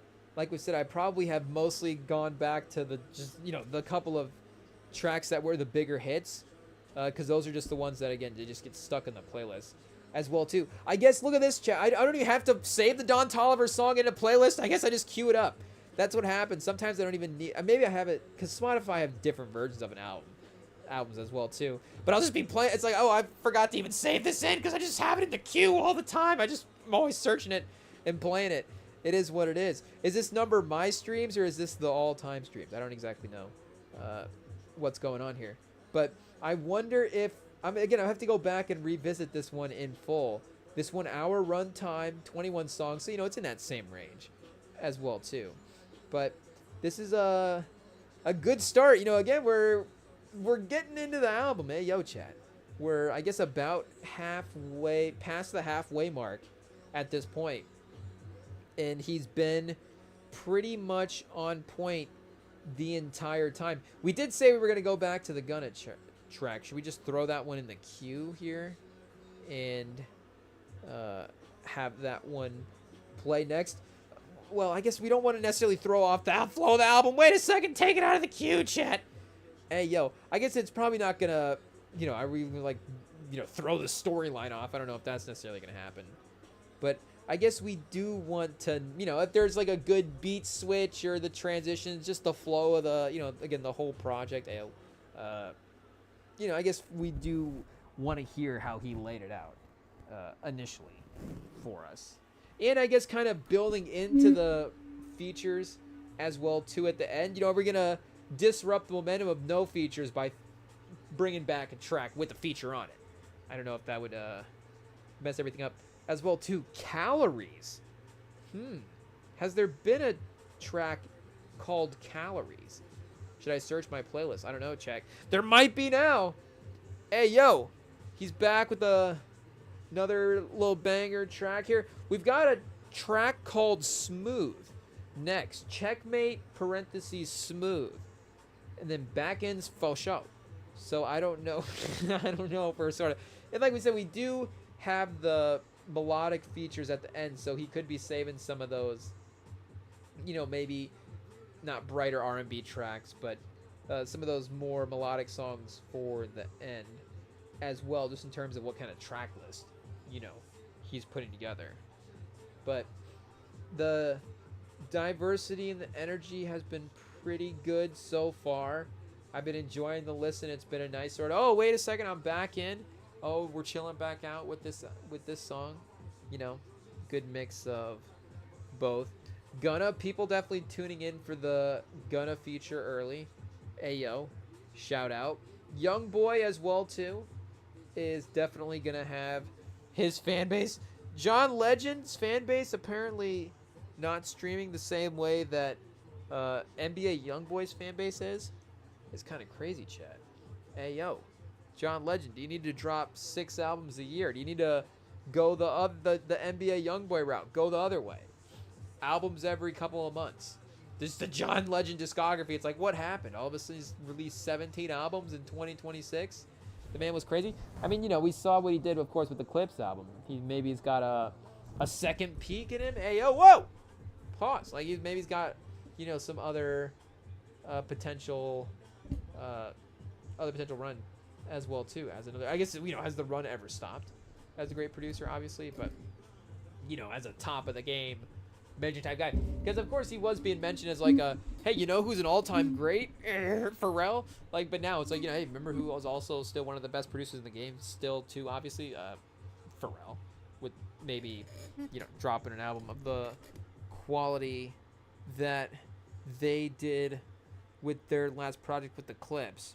And I guess Smooth is a little bit of a track here compared. We've had a run of 140, 224, 247, 242. So now we're got a little bit of a, we going back to 3 verses. We got the orchestra chat, the violin starting off. Hey, yo, this is feeling like a hit. Uh-oh. I don't know. Are we going to get like a crazy bass drop or... No, it is smooth, chat. I gotta say, he's right. It's smooth. Ooh, is this a Metro? This almost got like some Metro Boomin vibes to it. Hey, yo. do we have to check the credits? I don't remember if I heard a producer tag. Produced by Go Grizzly, Cadenza, and London J. I don't know. Hopefully I said Cadenza right. But, yeah, shout out. This has definitely got those cinematics, orchestra, dark energy that you would get with, like, the Offset Metro Boomin collaborations. For sure. So he said, you know, I don't want to pay Metro, but maybe I'll pay Go Grizzly. Can you get me a Metro Boomin type track? Hey, yo. We'll see how he, you know, that's what, maybe this is you know, he's working with sort of the, you know, again, not the budget version of the album, but he's making some economical choices along the way that are paying off. Again, just sneaking this track in, track 13. It's like, okay, we just maybe got some of the best production on the album right here. Hey, yo. Hey, maybe we should kind of know some of the early ones with some of the higher streams on here, chat. You can kind of see where the replay value is being generated from early on. Proud of myself in 2 tracks. Oh, chat. That's a save. That's a golden buzzer off the name, chat. Hey, yo. Proud of myself. There we go. You love it when they're dropping bars and, you know, entendres in the title. I mean, obviously, the best title. Is 616 in LA the best song title of all time? Huh. Hey, yo, chat. I guess you could argue with the complexity of it. That is definitely the most intricate. I don't know if that's the right word. Detailed? The most detailed song title of all time. Maybe. 616 in LA. I think that was obviously the moment when, again, the battle was, that's when the moment switched. Because I don't know if people felt like there was a early, because I'm trying to remember the exact timeline of it as well too, because he called him out in like that, and then Drake responded after, you know, a pause second with it's like, I'm trying to remember, maybe was it a month? I don't remember exactly how long afterwards, but it was soon enough, obviously, to where he responded with his track, and then Kendrick waited. So I don't know if there was a little bit of like, okay, yeah, he's unloading the clip here. But again, 616 in LA was like that quick I don't know if that's a pause, but the reload, the Val Kilmer and Heat, just that tactical, just pop, Mags back in, and it's just like, you know, Drake's like, can you give me a quintuple entendre, whatever, and then Kendrick's just like, you know, pop, refire, da, and he's just like unloading on Pacino in the highway, just firing the bullets. You know, I don't know who in Kendrick's crew is the Dennis Haybert driving the car into just the middle of the highway, just getting shot. You know, fortunately, R.I.P. Dennis Haybert's character in Heat. But, you know, that was definitely the Val Kilmer, the John Wick reloading scene of the entire beef was Kendrick, of course, with the 616. And back info show, hey, yo, chat. We got a real laid back Offset on this vibe here. I do like the way that, again, the energies are different for sure from the last 2 tracks, but the sort of the orchestra vibes from both are similar. I like the flow from, again, you got the high energy heavy track with the sort of the chill track here as well. Chat, we should mention that we've had this WNBA game on the entire time. Fever versus the Link. There's 60 seconds late. Oh, the Link. That's a killer shot. Hey, yo. Is that, Carlton? I was going to say, was that Segrist? But, oh, wait, Segrist, is she on the Link? I don't even, roster recheck. Hey, yo, chat. But, they were up 5 with a minute left. So now they're up, what do we got? Up 7 off that 2-pointer. Does make it a little, and the tough entry pass into Boston. The double team definitely affects that, gets the turnover, and now it's going to be tough. So it was a second, I was like, okay, they get a stop, they go down score. Like, do we have a close game, dramatic ending on our hands here? But that is unfortunately not going to be the case for the Fever fans anyways. The Link are going to be, the better team. What do we got? Indiana at 19 and 16, Minnesota at 24. What do we got, Chet? 28 and 7. Hey, yo. Whose idea was it to put lime green on the graphic with white font? Like, don't the Link also have, like, blue or a darker color on there? If you're going to put a white font there with lime green, AO chat. Like, the Fever have red. Like, blue and red are different. You can go blue for the Link. You can go, like, a little accent on the edge of the arrow, maybe? I don't know, chat. Call the REMINGTOM pod, redesign the scoring graphic. It is what it is. But shout out to, we say R&B offset. It is what it is. I don't know if we do production checks on, all these beats. Again, it seemed like a very well-produced album. And, so maybe, this maybe the crew as well. I guess I haven't done the research on, who's Offset's production crew necessarily. But this might start, Chad, again, with the way that the production has definitely leveled. I mean, I gotta say, it's definitely, again, and I'm gonna have to go back to set it off now. That'll be, I was thinking earlier about what the album is gonna be at the gym, because I've been on this crazy run of movie soundtracks at the gym, and I guess I could still keep going, but I'm also like, I feel like I guess I could listen to whatever I want, but I was like, I feel like I just need to listen to a normal album again at some point. Hey, yo, how many times can we re-listen to the Tenet soundtrack, But I do gotta say, we had Jaws on last night, and the Jaws soundtrack in the gym is effective, Chad. It's not a bad one for sure. But I'm proud of myself. Again, I feel like like we were saying, sort of the R&B vibes a little bit are definitely gonna kick in with these features as well. But that puts him in a good spot to be successful. What do we got? Tizo touchdown. I mean, Tizo touchdown's always good for that type of, again, that Don Toliver-esque feature as well. I don't know how similar, because I haven't gone, of course, through Tizo touchdown's solo catalog the way that I have, again, Don Toliver's solo catalog. But, or, even listen to again, like Hearthstone Psycho is definitely a majority of those listening minutes as well, too. But, and there was another, like I said, 2025, I don't know if it's going to be reflected in my Spotify, because I don't know how he's going to get credited with the listening minutes in some of these features that I'm listening to. But there is another feature that he had on a Larry June album from earlier this fall, which I hadn't listened to, or earlier this summer, which I hadn't listened to until, I guess it was from middle of July, so I kind of listened to it at end of July, beginning of August. So I guess, it was right in a couple weeks after it was released. But there's a Don Toliver feature on that as well, too. So if Don Toliver didn't even release an album, he's going to be the big winner of the night, Chad. It is what it is. But that was one that was in the rotation the last couple of weeks as well, too, for sure.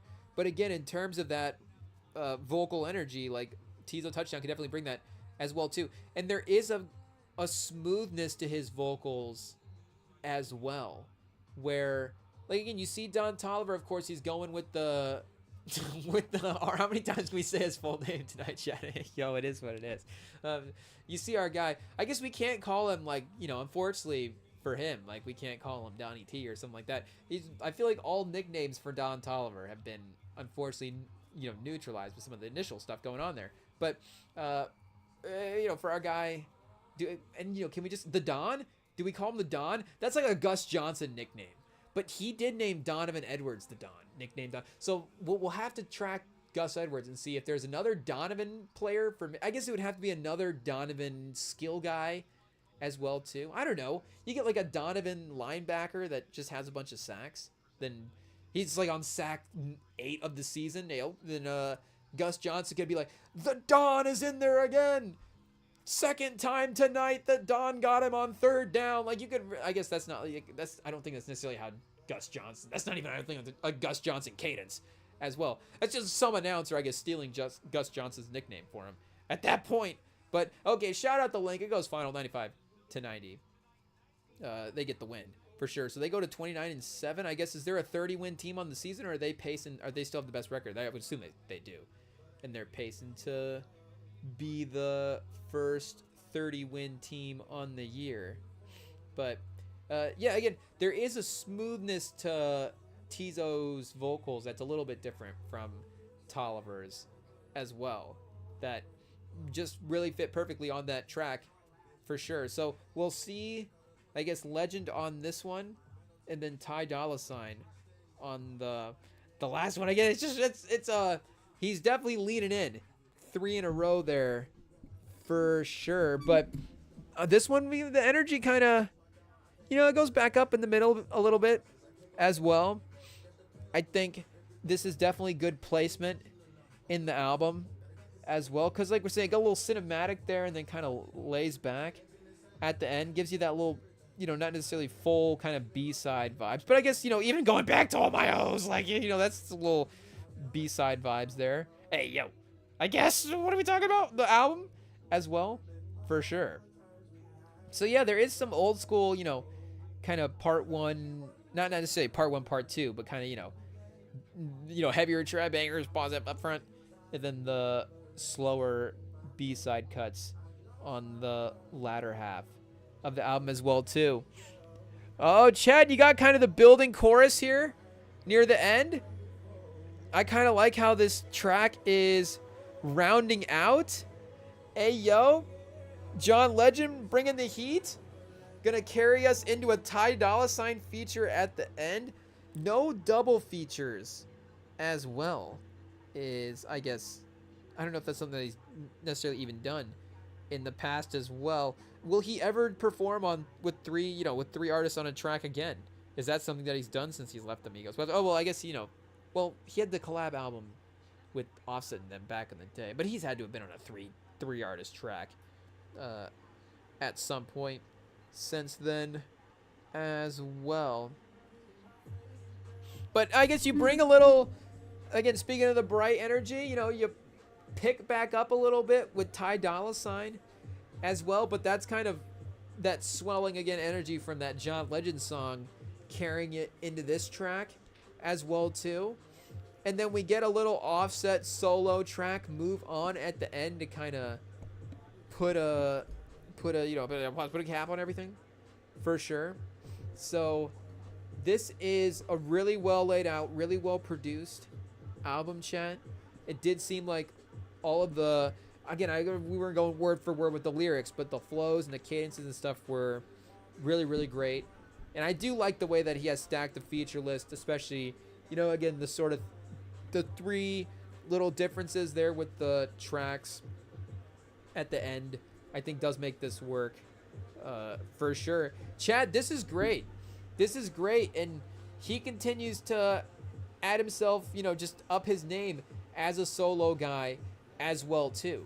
Because I think, it's like how many, again, like we've said in the past with just certain things, how long do you have to have before you actually prove yourself? But, if you get 3 albums in, and then like we said with Jid, you move to the 4th album, it's like, well, okay, you nailed the first part. But again, it is a little bit of a different thing where he did have that group part of his career as well too. So it's like, okay, he did move out of the group and have drop those 3 solo projects that were all really great and had a great era there as a solo artist. Again, what ultimate, again, we'll continue to just see with the projects that he continues to drop and what he does. Like, what does the career, of course, ultimately look like?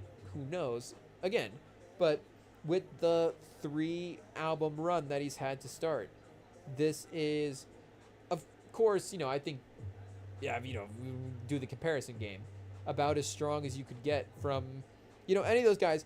And, again, RIP to Takeoff, of course. But, it's just, again, a great bar as well, too, to have been set by a member of any group for the artist competing up against him. And I guess it would be interesting as well, too, because that Father of 4 was 2019. So what would that been summer? I guess early 2019, February of 2019 is, it's got most of that year to be listened to. So you've got Legacy. Oh, here we got the 3-person feature. Travis Scott and 21 Savage. You've got Clout with Cardi B and Red Room as sort of the big streaming hits off of that lick as well too, being one. But again, if you were looking at him as a solo artist in the 2020s, or I guess technically 2019, last 6 years-ish, last 5 years-ish, like, it is as good as a 3-album run that guys have had in that type of time span as well too. And I guess, are we saying just guys with 3 albums as well? Because, again, like, Kendrick would have only had 2 albums since 2019. So does he get discluded from the list, or is it just multiple album guys in general? But Drake's multiple, Future, I guess, again, the top guys, of course, are up there as well. But he is, now right there with those, kind of next guys as well too. Like, I probably could make a case for him as a top 10 guy over the last couple of years. I guess that list probably could stack up pretty quickly as well. And especially, again, we kind of sit back and think of the whole scope of the genre as well too, and the options that are available, then it just becomes, again, a little bit more competitive as well. But this is the body of work stuff is definitely been there. And I imagine that there's going to be, like, that Gunna song, probably a hit as well, maybe. And then, like, Bodies has already been, heavily replayed. I imagine, again, some of the songs from this B-side as well, too, are going to maybe spend a little time in the Rap Caviar stuff as well. Like, you definitely could see Checkmate. I guess we could check out as well, too. Set It Off for sure. And I guess, like we're saying, the Key Glock feature as well, which is running up the streams a little bit like the Gunna one for sure. So, right features, right time, good curation choices all the way around. Great tone on the outro as well, too. This is great stuff, chat. Offset, of course, we all know it, but Offset's a stud, man. He, of course, always, I guess now we say it, he always brings a great project. I don't know. That's kind of what the history is at this point for him as an album maker. And again, he's gotten better every step of the way, but you've seen even the pieces of that, like we're saying in Father of Four, and then the way he built off of that and set it off, and now to bring it around with this album as well too, is a really, really great 3-album run for him as well. Is it a better 3-album run than the 3-album run the Migos had, chat? Hey, yo. Because, of course, I still think with what they were doing with the first Culture album, it is, one of the great albums that we've had of this century, for sure, from a hip-hop standpoint. But Culture 2, Culture 3 versus Set It Off, and is it Kiari, chat? I'm not going to be able to say it. Hey, yo. Shout out, though. But what else did they have? I'm trying to remember outside of... Yeah, it was just Culture 1, 2, and 3. So, of course, you're going to find tracks on 2 and 3 that are great, for sure. But the strength of the projects as well. Let's go back to the Culture 2 track list here and see. They just had, Stir Fry as a major... Oh, Motorsport, Notice Me as well, too. Maybe, again, 24 an hour 40. It's an hour 45. Hey, yo, is this some kind of updated version, or was this the version that they released back then? I don't remember. But that is crazy. Again, I remember, of course, Culture 2 and 3 not quite being the same thing. But then, there'd still be hits on people that people were playing at that time from those 2 albums as well, too, after they dropped. This one didn't quite have the Stir Fry on it. Needed, I guess, getting there a little bit. Light It Up, Pop Smoke, I guess, shout out. Juice WRLD as well, too.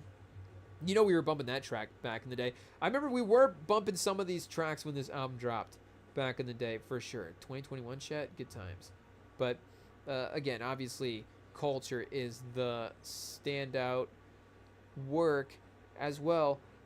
I guess we need to go back and dig into the pre-Culture timeline. Hey, yo, we're obviously not cool enough to have listened to Migos before then. We weren't paying attention to what LeBron was saying, chat. LeBron was listening to the Migos in 2010, and we obviously were not listening to him. But yeah, I guess, again, Culture doing a lot of heavy lifting, but is Offset's 3-album run better than the Migos 3-album run? And let's double check Quavo as well too. Is he 3 albums in at this point? He's gotta be. I know he's got to be at least 2. And they have some collab projects as well. So, wait, is Rocket Power his first? Is he only at 1? Hey, yo. I don't know if Rocket Power has quite been streamed up a bunch. But I guess that goes back to 2023.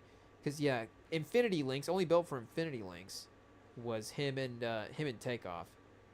Again, R.I.P. Quavo. Was Quavo Huncho the... Okay, so that was his second. So he is 2. So Quavo, Huncho, and Rocket Power versus Offset's discography. Hey, yo, chat.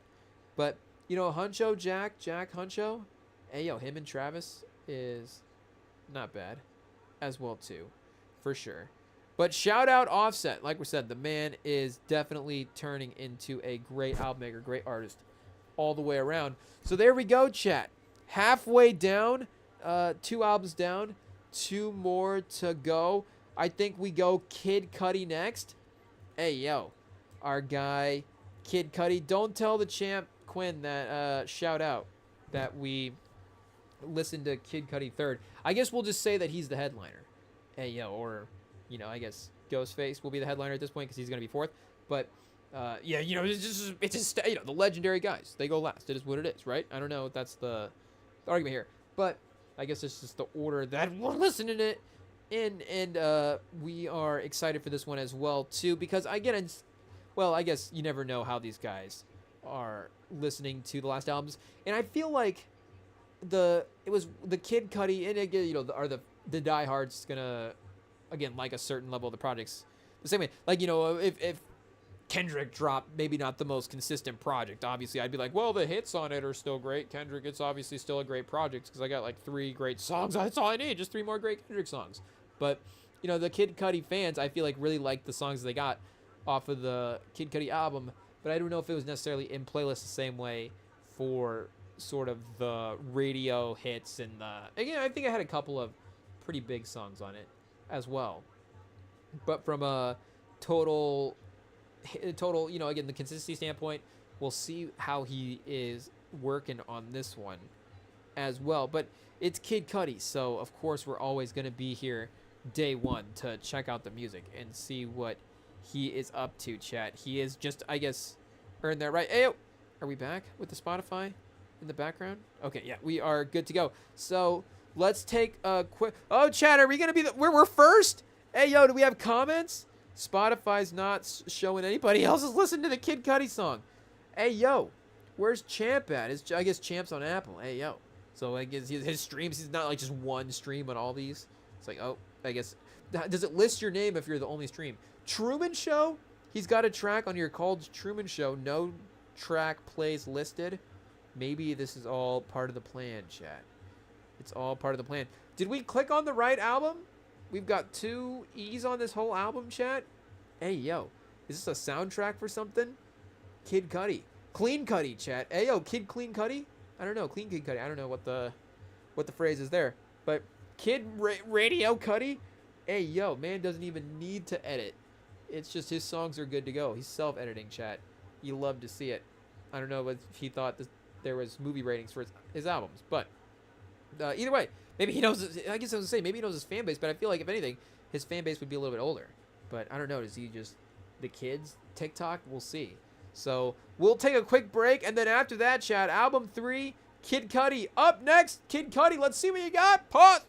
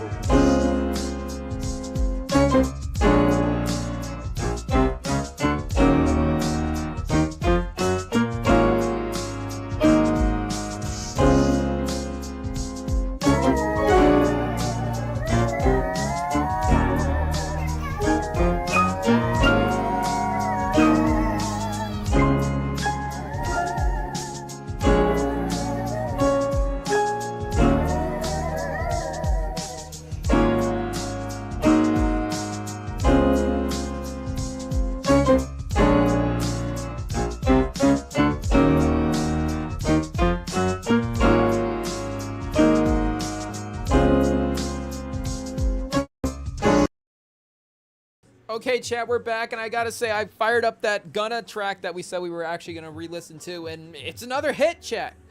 It's another hit. We're vibing with it. Sorry, Kid Cudi just gave us a second. His Offset album slaps. Hey, yo. Should we listen to Kid Cudi first? Kid Cudi opens for Offset? Nah, chat. Not on the Rem and Sam pod, though. I don't know. They all are obviously legends in their own right at this point. I think Kid Cudi's best 3 versus Offset's 3, of course. And, you know, is that fair at some point, though? I mean, you would still probably go to a similar part of the timeline of the solo discography to grab some of his better projects. But the best 3 that Kid Cudi would have, I mean, his best project's still probably better than the best Offset project at this point. But I don't know, the consistency, just because of, I guess, time, and that's, again, not fair at this point to Kid Cudi. Let's see, did he drop? Because he did drop 2 albums last year. 2 versions. I guess I don't remember if he dropped a full separate. Is Insano Nitro version totally different? Yeah, I think there are new songs on here. Wait a second, is this backwards or are there new songs? No, there are new songs on here. Okay, now we might have to go back and re-listen to this Pusha T song as well, too. Because, again, you know, Pusha T, shout out him winning in 2025 as well. And let's see which songs we saved from Insano into our playlist. Oh, this is the wrong version of the album, chat. Hey, you know, it is what it is. But obviously, I remember we were bumping this ASAP song a lot. The Travis songs got some streams on it. The Lil Yachty song, the Lil Yachty song was on the shuffle the other day, and I was with Champ, and I was like, wait, Kid Cudi? Maybe it's like Spotify knew that Champ was in the car because he's the Kid Cudi guy. It's like the phones, like maybe it was the Apple connection on the phones. It was like, hey, there's Kid Cudi fans in the car. Would it do that again? He's Apple, but imagine could that be a potential feature that these music services offer? Because Spotify did just, and hey, now we're just, I guess the Gunna track is over here. Let's go to the Kid Cudi album at this point. But Spotify is in the process of introducing, I guess, a feature where you can actually physically like mix the songs together yourself. So up until this point, you can have the crossfade playback, like the crossfade between the songs on. So of course the songs will then merge into each other, and there's like a nice transition between the 2 tracks at that point. But they're actually gonna make it so where you can manually do that yourself, you know, DJ on Spotify, I guess, in a little bit of a way. I haven't got mine updated to do that yet. I guess we haven't seen it listed here yet either. But the fade in intro, chat, I like what we faded into. It's sounding nice so far. Kid Cudi's always good for like a little, you know, like orchestra interlude building type of situation going on.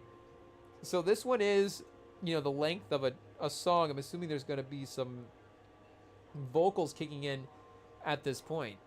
But the anticipation, chat.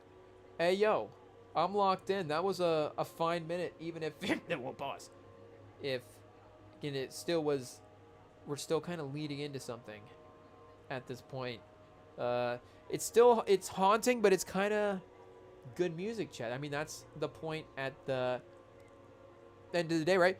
Like the little kind of like, again, it's kind of haunting, but then I don't know what that little, if we knew like notes or something, chat, like whatever, like this one note that is hidden that he's going to is nice. So maybe we are just an intro track on this. Is this all instrumentals, chat? Is that why this is all is that why there's no like explicit marks on this and no streams?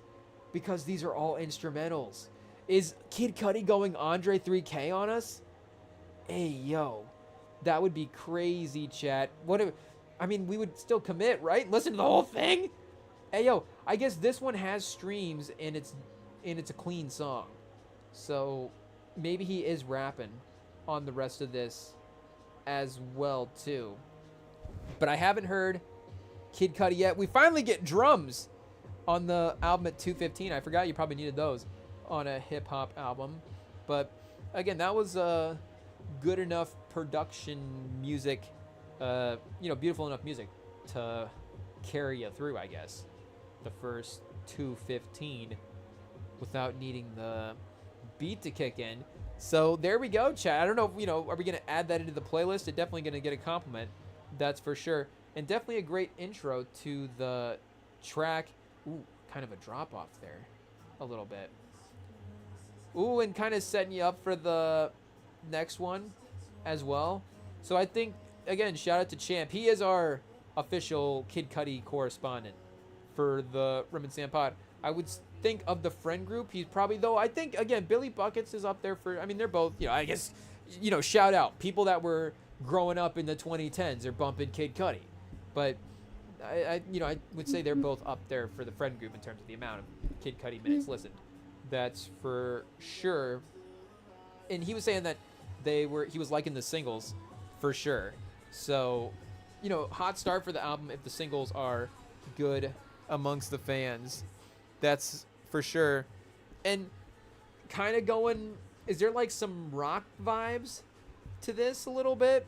I mean, there was kind of a little bit of that with the last album, for sure. I don't know if this was the point, but I guess now that I think about it, there was kind of a insano crossover production of the genres in that album where it's like, there's some like uplifting pop stuff. There was some, like some brighter pop stuff, maybe some like a little like, hey, this is trying to like more of a basic rap beat. Is this kind of a rock beat a little bit as well?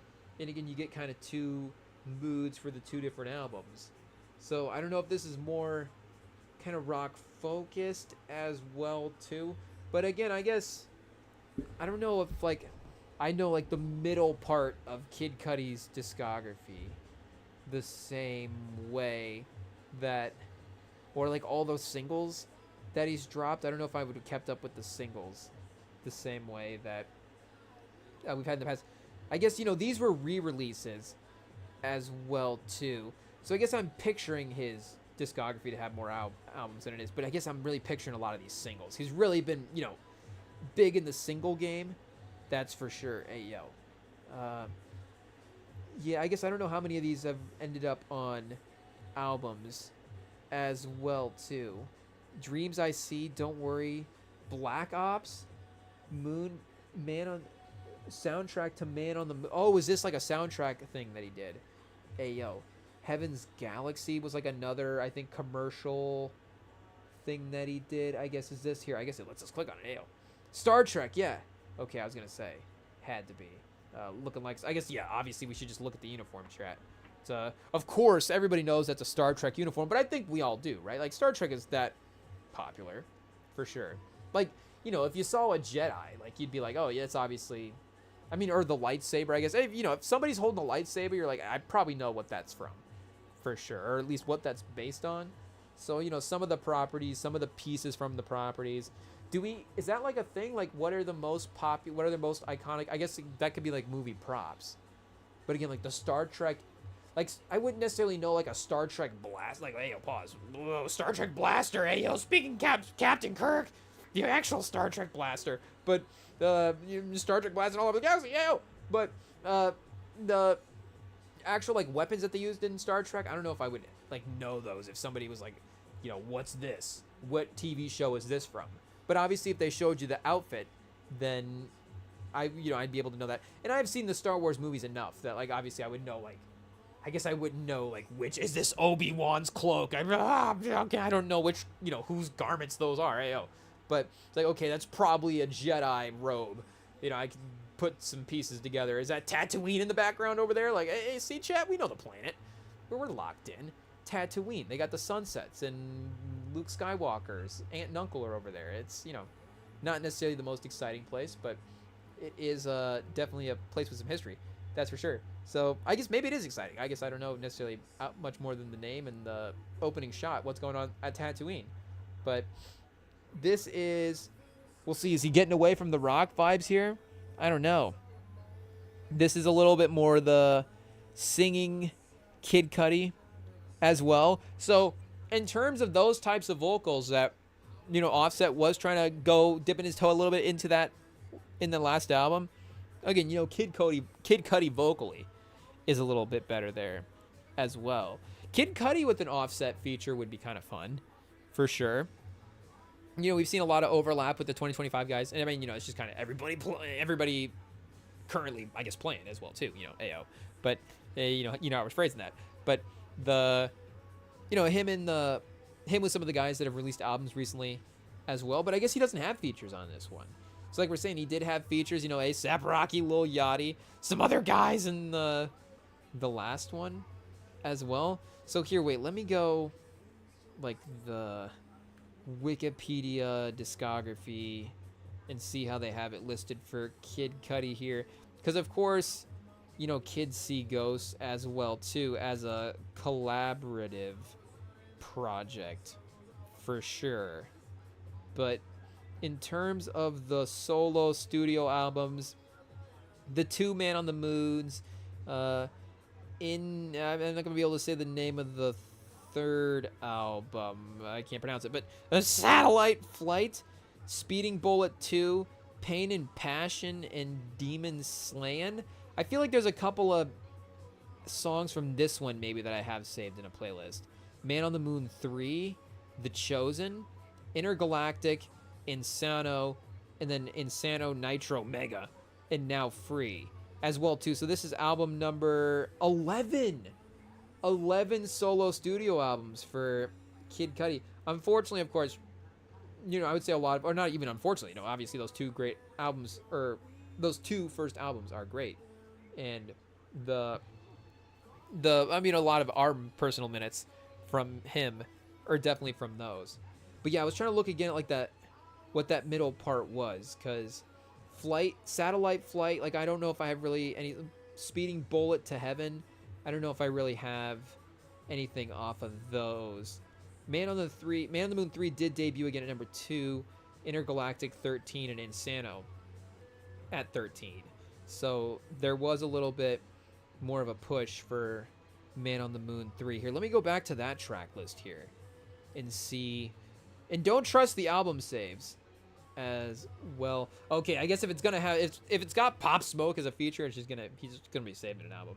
I guess it is what it is. In terms of the streams, I guess that would be the one with a lot of the streams on it as well too. Oh, Tequila Shots on this album. Yep, people were bumping that for sure. Early 2020s COVID parties, chat. There was no COVID parties, not in the Midwest. Hey, yo, everybody was locked inside.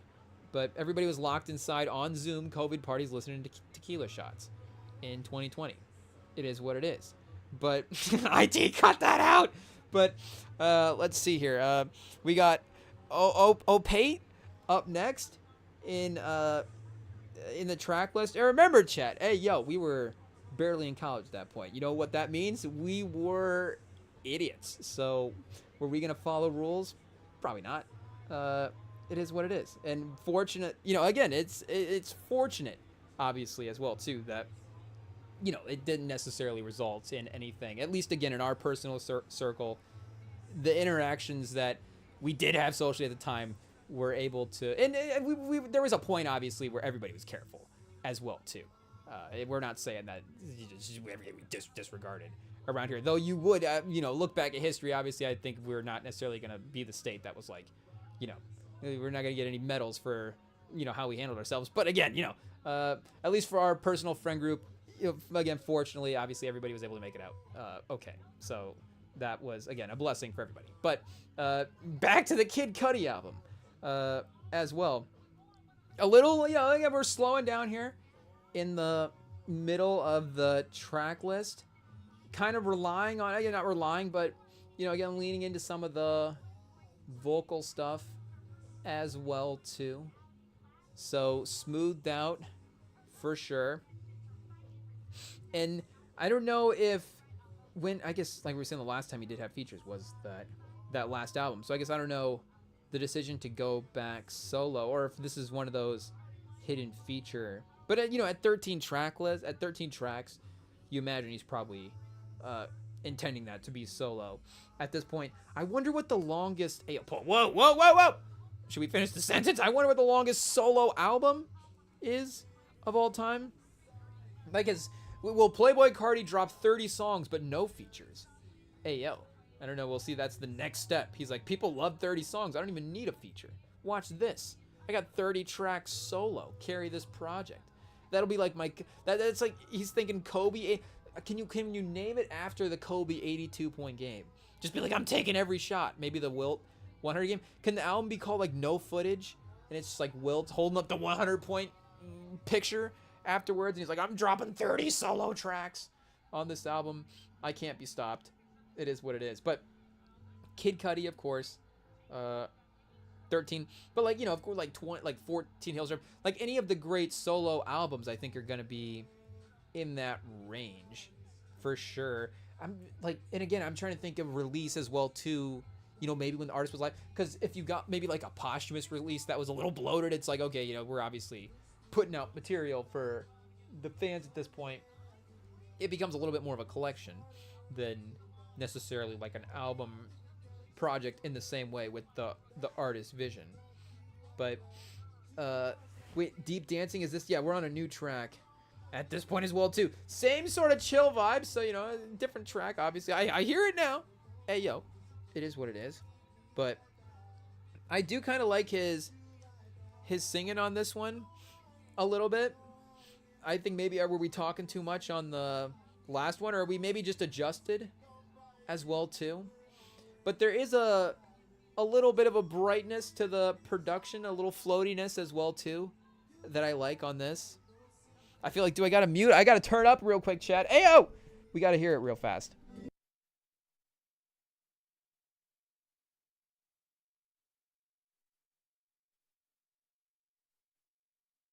I guess right now it is just those pianos. I thought there was maybe something else going on. It's great though. I do like the mix, chat. It's a solid track. Hey, pause. For show. For show, we're looking at the next track, Truman Show. Hey yo, in high anticipation for Truman Show. I would say also Picnic in Paris is a track list name that is definitely intriguing us. I feel like Picnic in Paris, but Paris, again, Clips 2025. You know, I don't know if this is going to be a Clips level track about him talking about, you know, slinging products in Paris, or what kind of designer cars he's going to be driving. But you never know. Again, he's going for a picnic in Paris. A little bit of a different vibe. Kid Cudi, different. He's out for a different, you know, different type of mood in Paris for Kid Cudi compared to Pusha T. Who would you rather hang out in Paris with? Pusha T or Kid Cudi? Slide into the DMs. Also, I feel like Kid Cudi would be again, it's a good hang. Maybe Kid Cudi's like the lunch date. Hey yo, and then you know, Pusha T's like the night time, you know, we're going out. Hey yo, it is what it is. I don't know, but hey chat, Truman Show, we got the energies back. Is this the one that we're gonna be playing on the aux? Windows down, bumping Truman Show by Kid Cudi. Hey yo, let's see what we got here, chat.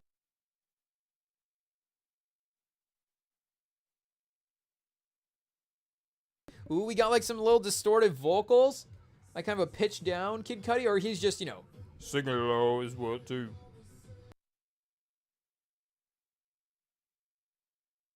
So yeah, the like the high energy tracks on this are kind of getting like a rock and roll inspiration as well too, which again, I haven't necessarily revisited the Insano projects in full. So we got 2 Insano projects and 2 We Don't Trust You projects last year. Did Kid Cudi copy Future?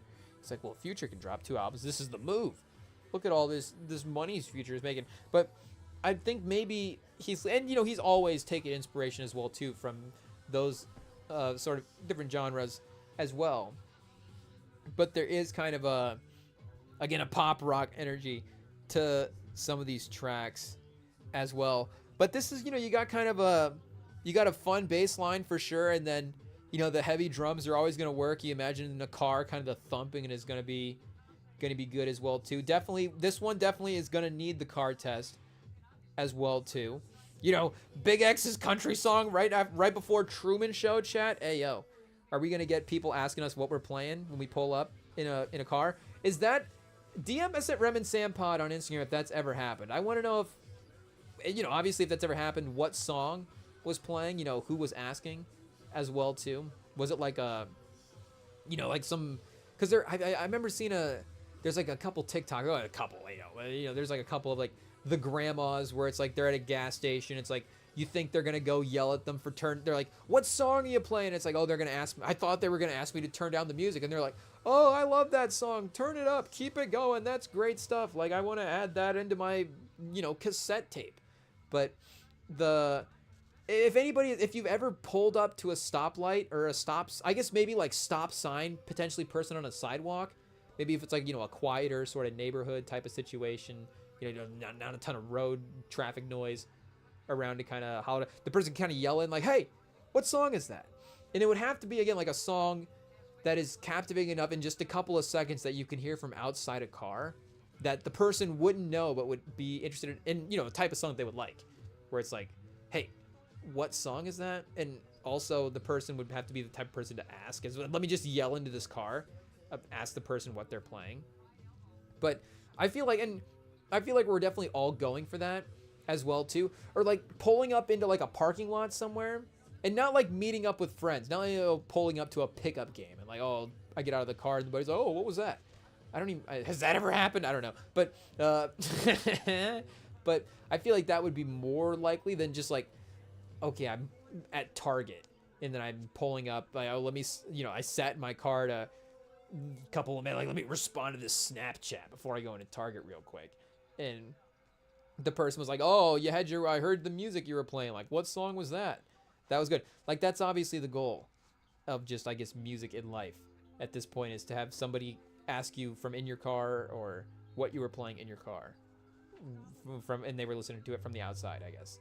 But, and I do like the vibe, the spacey vibes of this. This title of this track is called Submarine. So, oh, okay. The beat drops in and it picks up. It did have a little, again, kind of drifting underwater type vibes early in the track.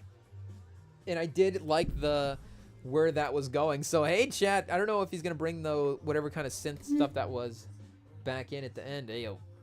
But it was, and the beat switch worked as well, too. I like the energy of this track. So, disappointed, of course, that we're not going to get whatever version of the song that was to start, or see what that could turn into. But the version of this song as well too, and a couple of good energy tracks after a couple of slower singing songs as well too, to pick back up the pace. And now the overall vibe again of the album is got that diversity throughout the track list as well too. So, and again, as a 13 song track list, I gotta say, obviously there's that just anticipation for what we're looking for as well. But it's moving nicely too. I guess individually, it's not super crazy. You do have a longer track at the end, but again, at that point, it's like you've made it to the album. The outro track being a little bit of a, again, that's your final opportunity in the album to talk your stuff and say what you got to say. Like, that being a little bit longer is not necessarily a little surprising. That would make sense as well too. So you got kind of a half track interlude situation here up next, and then into, I guess, another single with Grace. So yeah, 3 singles released. I don't know, Mr. Miracle might have been released recently, maybe just the 2 singles released, and then Mr. Miracle released earlier this week type thing. But with the couple that he did release, again, the Kid Cudi fans in our lives did say that they were bumping them and they were good additions to the rotation as well.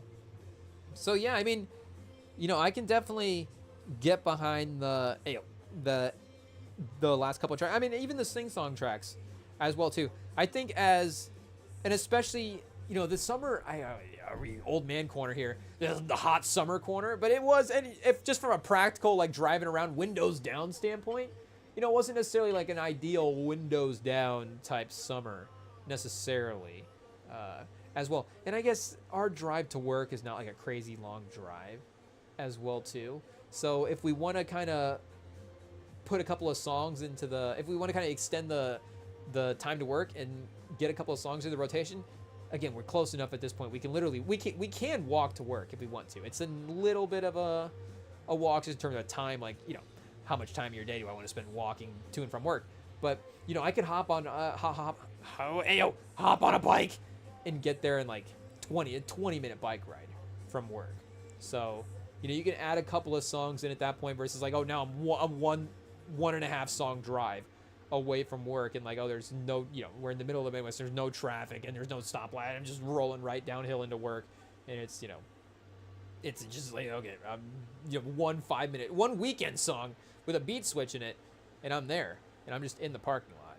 So, you know, again, if you're biking to work as well too, like, you know, there is a little bit of but just that summer energy as well too. It's kind of the tracks that we can be looking for as well. And I think if you are going for, again, like a singing type, again, maybe for a guy like me as well too, who is mixing those in as well, not like all singing type songs in the playlist. If you're looking for that, it's going to be, again, maybe more high energy as well, but maybe the vocal performance in the track is dynamic as well. Like a song, again, that I've had on recently that is, this is the song we've been playing recently, you know, Telekinesis, I think, has been in the rotation for everybody since it came out. Hey, yo, obviously Utopia as one of the banger ones. And this is a, you know, nice vibey track as well too, chat. Hey, yo, speaking of good vocal performances, we got Kid Cudi kind of nailing those, hey, yo, the upper octaves here, for sure.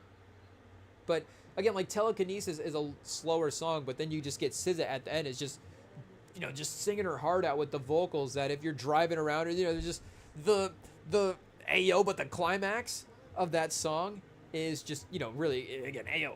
But it's really, you know, again, SZA with the future vocals then building up into that SZA performance. Like, it still works, like, driving around if you're committing to, you know, again, how great that SZA feature is on that song, for sure. So, again, that can work. I feel like maybe something like this is a little kind of, this might be like a little nighttime kind of cruising around. You could throw this on. And again, this is a little bit shorter, so if it's a little bit more chorus heavy, I guess, with the way that he's going, which is kind of a straight kind of bridge all the way through, then that can work on a shorter runtime like that. So, to be honest, that might be a good way to, hey, yo, well, I was going to say sneak this into the rotation, but we can just play some songs, I think. Might be the way to do it as well, too. Like, you know, I was saying about the singles. The singles have been a hit so far. I do like this. There is some, speaking of, you know, again, old Kid Cudi, there is some kind of early 2000s-ish pop energy to some of these tracks as well, too, which is, I think, makes sense for some of the playlist stuff for the, you know, the rotations that we've been seeing this stuff in as well, too. And that, again, the people that we've been talking to about their music habits right now as well. But yeah, kind of the upbeat poppy energy for sure does have a little bit of a throwback vibe to it, because I do think some of, again, if you go like really like the crazy pop stuff, like, you know, the crazy popular pop stuff, if like you listen to like Tate McRae or something right now, again, there is a trapness to that stuff as well that is just kind of influencing everything at the moment. But, and, you know, just again, elements of all this stuff blending together. But there is not even I don't want to say a lack of hip hop, but it is almost veering into more of that pop range. And I guess, you know, Kid Cudi's always kind of playing with those lines as well too. Like, you know, if you're bringing him in for, you know, a lot of his great features that you would think of as well too are like vocal performances or even like an ad-lib background type situation as well too. Again, you know, being in that former Kanye universe, just the way that he was able to use artists in all those different, you know, in all those different ways on a track, like that would be a lot of the times the Kid Cudi role in a song, for sure. Versus like, oh, Kid Cudi's gonna bar up on this track, is not necessarily the case. But again, because of the producers that he's working with, he's still kind of earlier on in his career, leans in. So I guess it's just like, okay, now we're picking back up the Kid Cudi albums, you know, these last couple. I don't know if it's just the the way that his the way that his artist sound has progressed over the last couple of years in creating his albums, or if this is just the mood that he's in with the last two specifically in kind of going in this direction. Because again, you expect, I guess Man on the Moon 3 would be kind of him with some of that, and I guess with Tequila Shots and stuff, him kind of in some of that psychedelic-y stuff that he was doing earlier on, for sure. But this is a fun one, chat, for sure. There's definitely a upbeat, fun track. I could see myself, accelerating a little bit if that track comes on, for sure. Is that a drive faster track? I think again in the tier of car, we may need to do like a car categories tiers list for songs at some point, because I think there is a difference in, a lot of songs can fit into, great songs can fit in, TV Off, can fit into any environment in these categories. But there is the song that, you're driving around and the song comes out, and it can be again, if you're just like shuffling a playlist and maybe you're on a slower track and then you pivot in the next song into a little bit more upbeat and you're like, oh, let me step on the gas a little bit and now I'm driving a little bit quicker. But there can just be songs where, again, you're listening to great songs or great songs of the same vibe, and then all of a sudden just a great beat, an extra great beat, or a beat switch or something, a beat drop kicks in and you're like, oh man, all of a sudden I'm just, now all of a sudden we're going 10 miles an hour faster, 20 miles an hour, however legally miles an hour faster, because the beat is just, so much fun. But then again, there is I think a little bit different versus maybe a pull-up song. I feel like you maybe want a pull-up song sometimes to be a little more menacing in a way. I don't know, you're like, okay, I don't know, you don't want necessarily like, I feel like sometimes like I'm saying, more of the trap beat, the club stuff can be the stuff that you're, getting accelerating on the road to, versus, like that Chains, speaking of Kendrick, like a Chains and Whips would be a song that is you're definitely accelerating when that beat kicks in, for sure, but it's also just a great pull-up song. Like, we're slowing down, we're pulling into a spot, the drums are firing away. It's a good They're Here type song, for sure. But there's some acceleration I could see happening again to these Kid Cudi tracks, for sure.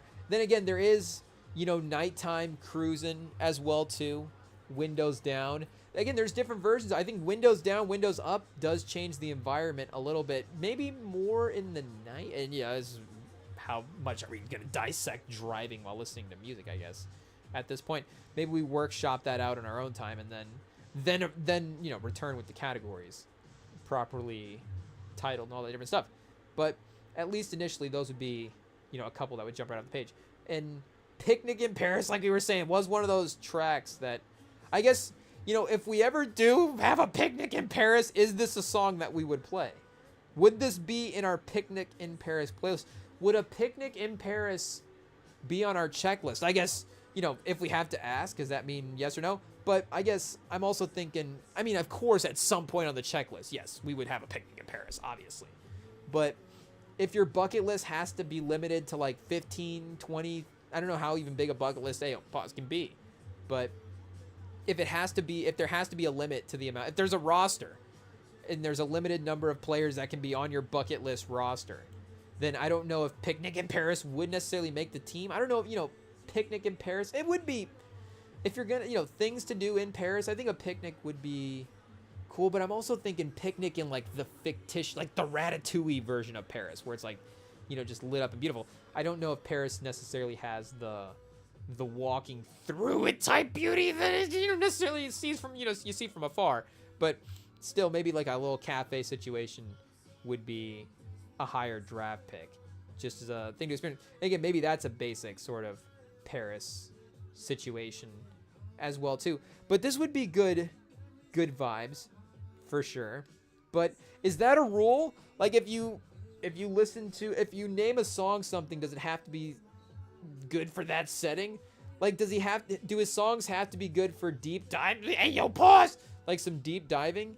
Or like, the Titan Sub 2.0, they're playing Submarine by Kid Cudi. Hey, yo, in the ashes. I take cut that out. Hey, yo, it is what it is. And then is this stretch of the album about the sub, Chad?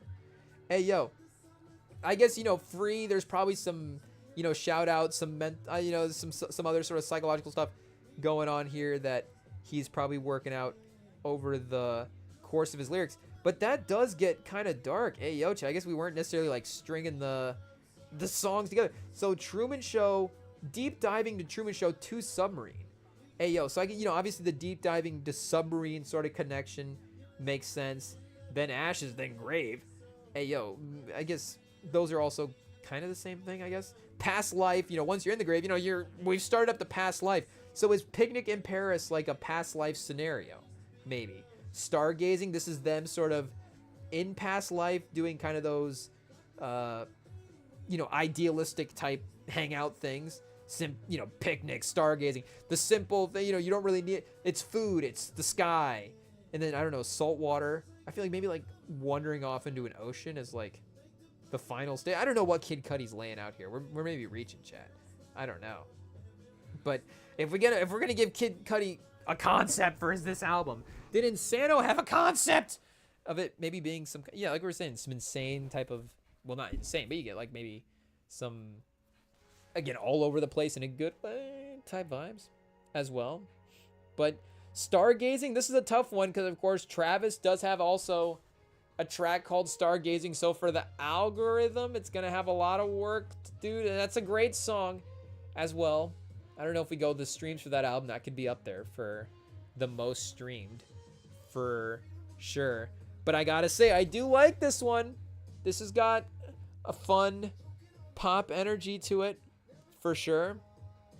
Kid Cudi singing starts off really great. It's a good in between of, again, it's a little, he's definitely like crying out here in this one, but it's not as slowed down as, you know, totally, you know, not sad, but, you know, again, not totally as low key as maybe some of the last tracks as well too. So are we now projecting our own story? I'm now projecting he's in a past life stargazing. So obviously this song is better now, but hey, it does make sense for me. I guess earlier on, what did we get? Echoes of the Present, Neverland, Mr. Miracle, Opate. Not quite fitting into the story as well too. So if we just scroll down and start the album from track 4, 5, deep diving, at least from a story standpoint, it would make sense. The little chorus here, chat, the little hook part, I don't know what kind of guitar, I don't know what kind of instrument situation we got going, but I do like this song. Maybe this is the best one off the album so far. I don't know. It definitely, the production and vocal performances, like I'm saying, do, I think, stand out the most so far for what he's done. I'm trying to think of what artist this song feels like, but I've definitely been, you know, less crossing over into the genres as of often, so I'm not going to be able to recall them. Some of the pop people that I would be listening to, you know, more so back in the day. But yeah, this is definitely a playlist song for sure, chat. This is Kid Cudi bringing the heat for sure. Gotta end the track list on a strong note. I know that Saltwater, of course, has the potential, like we're saying, it definitely is gonna be him. Maybe this is another instrumentation though, a good instrumentation piece, and then some lyrics. I guess I don't know, you know, what's gonna provide the extra sort of runtime here for that track. But yeah, and this album in general, like I was saying, a good mix of the energy songs in there, but of course he's got some feelings as well too. So provides a good, well-rounded track list. And ooh, Chad, we're back on that kind of vibey thing like we were getting in, what was it, Submarine, when the beat switched up as well too. I don't know if it's the same, and who knows if that means we're getting drums kicking beat switch ordeal as well. No, he's gonna keep going with these synths going here. I like the start. Again, Kid Cudi singing. It feels a little bit more, again, just kind of normal on the tracks at this point. And it was all really good performances before, as well. I don't know. Are we just more locked in at the end, maybe? Who knows?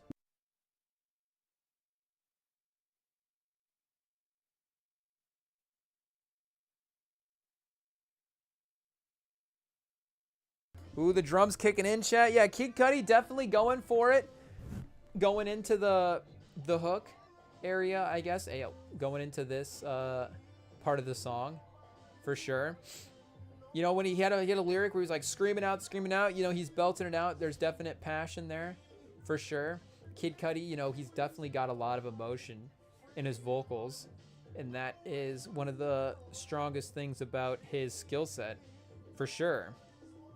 So, you know, I gotta say, there is a 13 for 13ness here as well, too. Again, the pop energy of Kid Cudi sometimes doesn't necessarily line up with some of the stuff that is most replayed in our playlist, but there is a consistency and a quality in this track list as well. Again, what Offset is doing, obviously, on that album maybe is gonna be more in our rotation going forward than tracks like this as well too. But I imagine, again, if Champ is bumping and if Kid Cudi fans are bumping the Kid Cudi singles beforehand, then the quality of those compared to the rest of the album, like, again, I think the rest of the album stacked up to those singles for sure.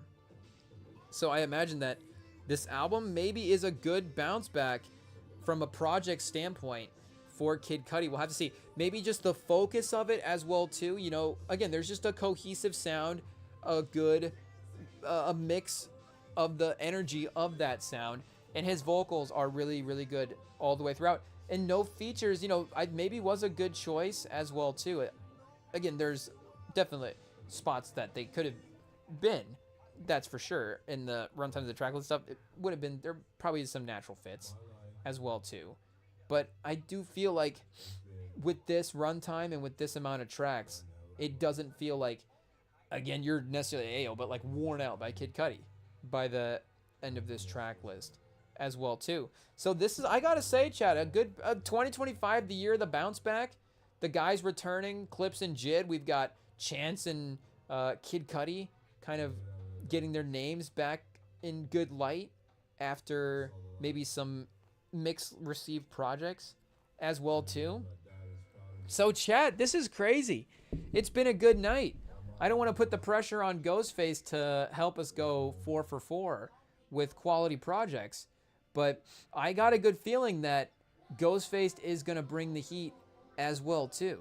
Again, maybe some songs that more traditionally could be in our rotation for our playlist, but the backing vocals on the end of this track are nice. I almost wish we would have, wonder if we would have had that earlier as well too, throughout more of the, honestly, even just throughout more of the track list as well too. Some kind of choir situation would have been a good way to bring in some second vocals, but again, without necessarily bringing in a feature, or just layering. If Kid Cudi was doing, like, again, like a Cardi, Travis Scott with some more of the ad-lib type stuff, I think maybe he could be a little more subtle in how he used it with some of the building vocals and holding out the notes. But I think that could have, that maybe would have actually, and again, not necessarily like, oh, would have made it from bad to good, but just, again, hearing the way that was, again, used on the end of the album really well, I almost feel like that would have been a great piece to continue to add throughout the entirety as well too. And maybe we go back and focus on the rest of the production. You know, it would have been there as well too, or just talking over it. It is what it is. But chat, we've got, at least for this evening, one more project to listen to. There were other, like we're saying, just in other genres, but even in the hip hop world as well too, that were released as well. But again, for tonight, we've only got so much time, and we've, you know, how many hours? We just listened to the entire Spotify discography. I guess, you know, we could listen to music all night. Who doesn't, chat? Hey, yo. What, I guess what's going to change, chat? We're going to turn the camera off and keep watching TV and listening to music. So, hey, I guess we'll just listen to this Ghostface. We'll listen to Supreme Clientele with y'all as well, too, since we're going to be listening to it anyways. Our guy is back. 22 songs, 48 minutes, chat. Let's go. Ghostface Killah is back. We've got potentially a couple of pre-release singles, but I didn't really see anything as well, too. So this would have been one as well where, like, we're going to listen to this album in its entirety for the first time when it drops, because I don't remember exactly when this one got announced. But, and, you know, there's been a bunch of legends this year. I know, like, Mass Appeal and stuff, of course, have been... Maybe there was another drop as well from... Maybe this is part of that as well. I forget, you know, which... Does it say on the bottom here which label this is associated with? We got... Oh, so yeah, this is Mass Appeal. Shout out, I guess, a lot again. Those couple of those legends, for sure, are over there. But maybe this is the most hyped one as well. But we got one more break, chat, one more album, and maybe a perfect night. Who knows? I guess I was going to say, we're definitely not Shaq at the free throw line right now.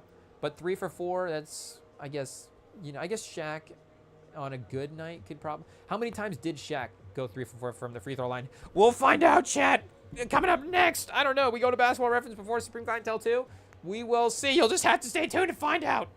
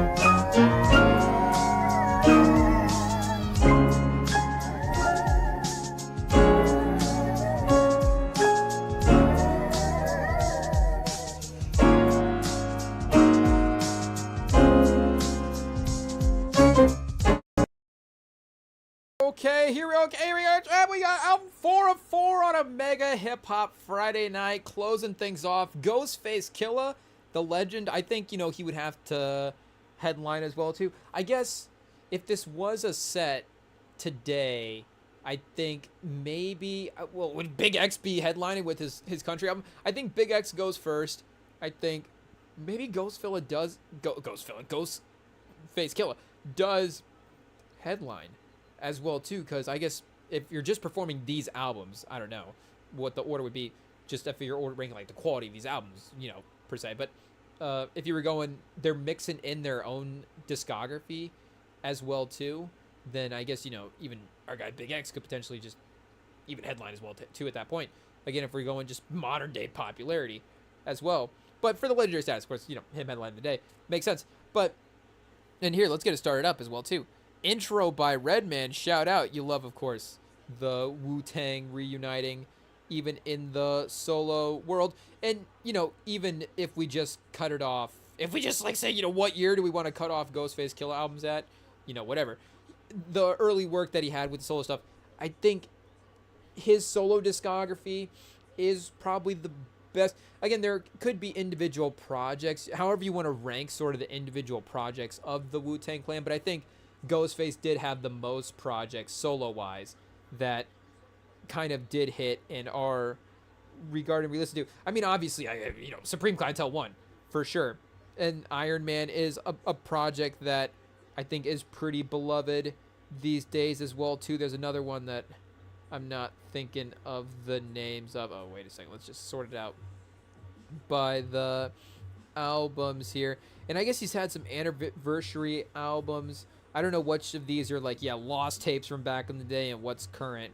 36 Seasons from 2014. I'm not, again, tracking every Ghostface Killah album. Shout out. It is what it is. So, yeah, Iron Man, then Supreme Clientele. The Pretty Tony album. That's the other one I'm thinking of. Hey, yo. Even more fish. I guess, I could definitely find myself, again, working my way through the Ghostface Killah discography and definitely find quality through all of these track lists for sure. But I did listen to the one last year as well too. Again, just kind of listening to everything that dropped last year. And I remember the one from last year didn't necessarily get, scored up a bunch that well.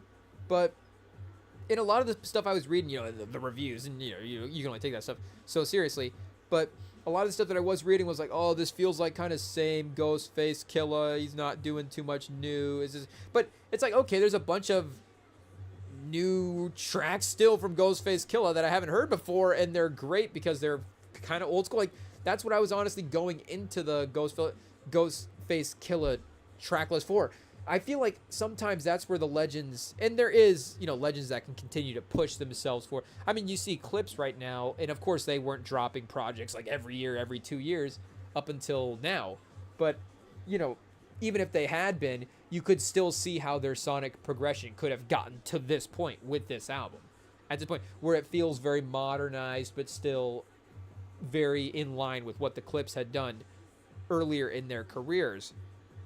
But sometimes I want a legend to give me that old school sound as well too. And there's just going to be newer elements that are just going to be undeniable.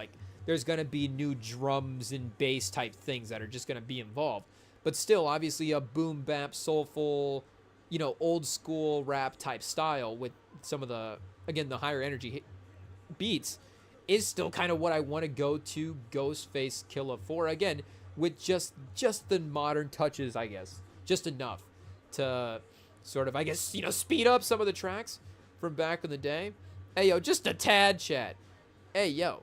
But again, I would still give him his credit for his ability to have his for sure, have really great songs in the course of the album.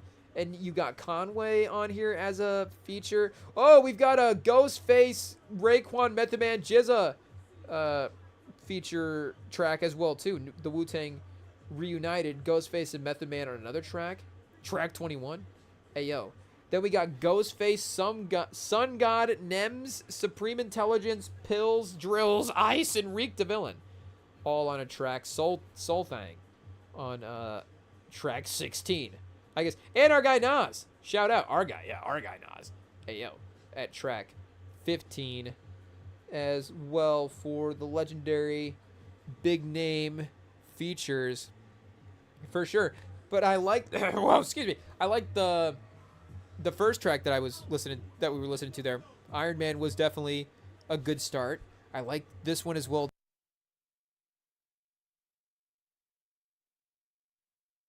Yeah, we're kind of old school with the vibes. I'm in, chat. Hey, yo, maybe I'm just biased toward Ghostface Killer now. I just realized it is what it is.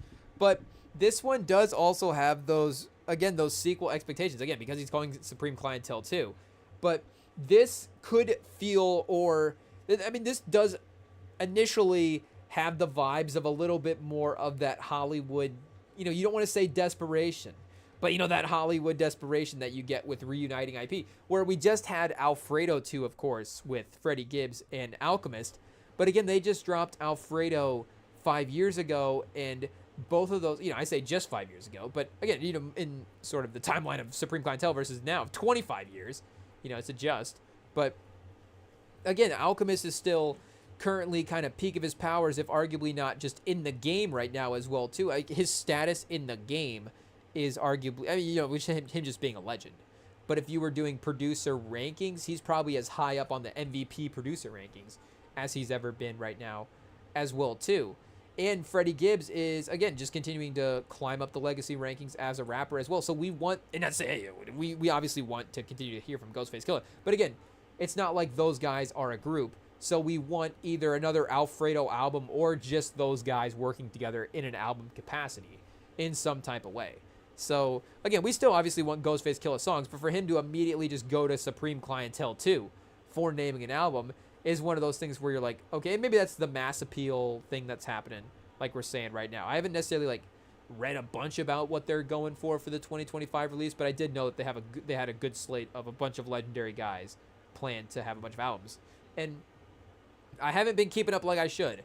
I know that because there was a Slick Rick album that dropped this year, and a song was in our shuffle that I hadn't heard that album yet, and the song was in a new playlist that I was listening to, a Spotify generated playlist. Hey yo, Spotify actually clutching it up for us.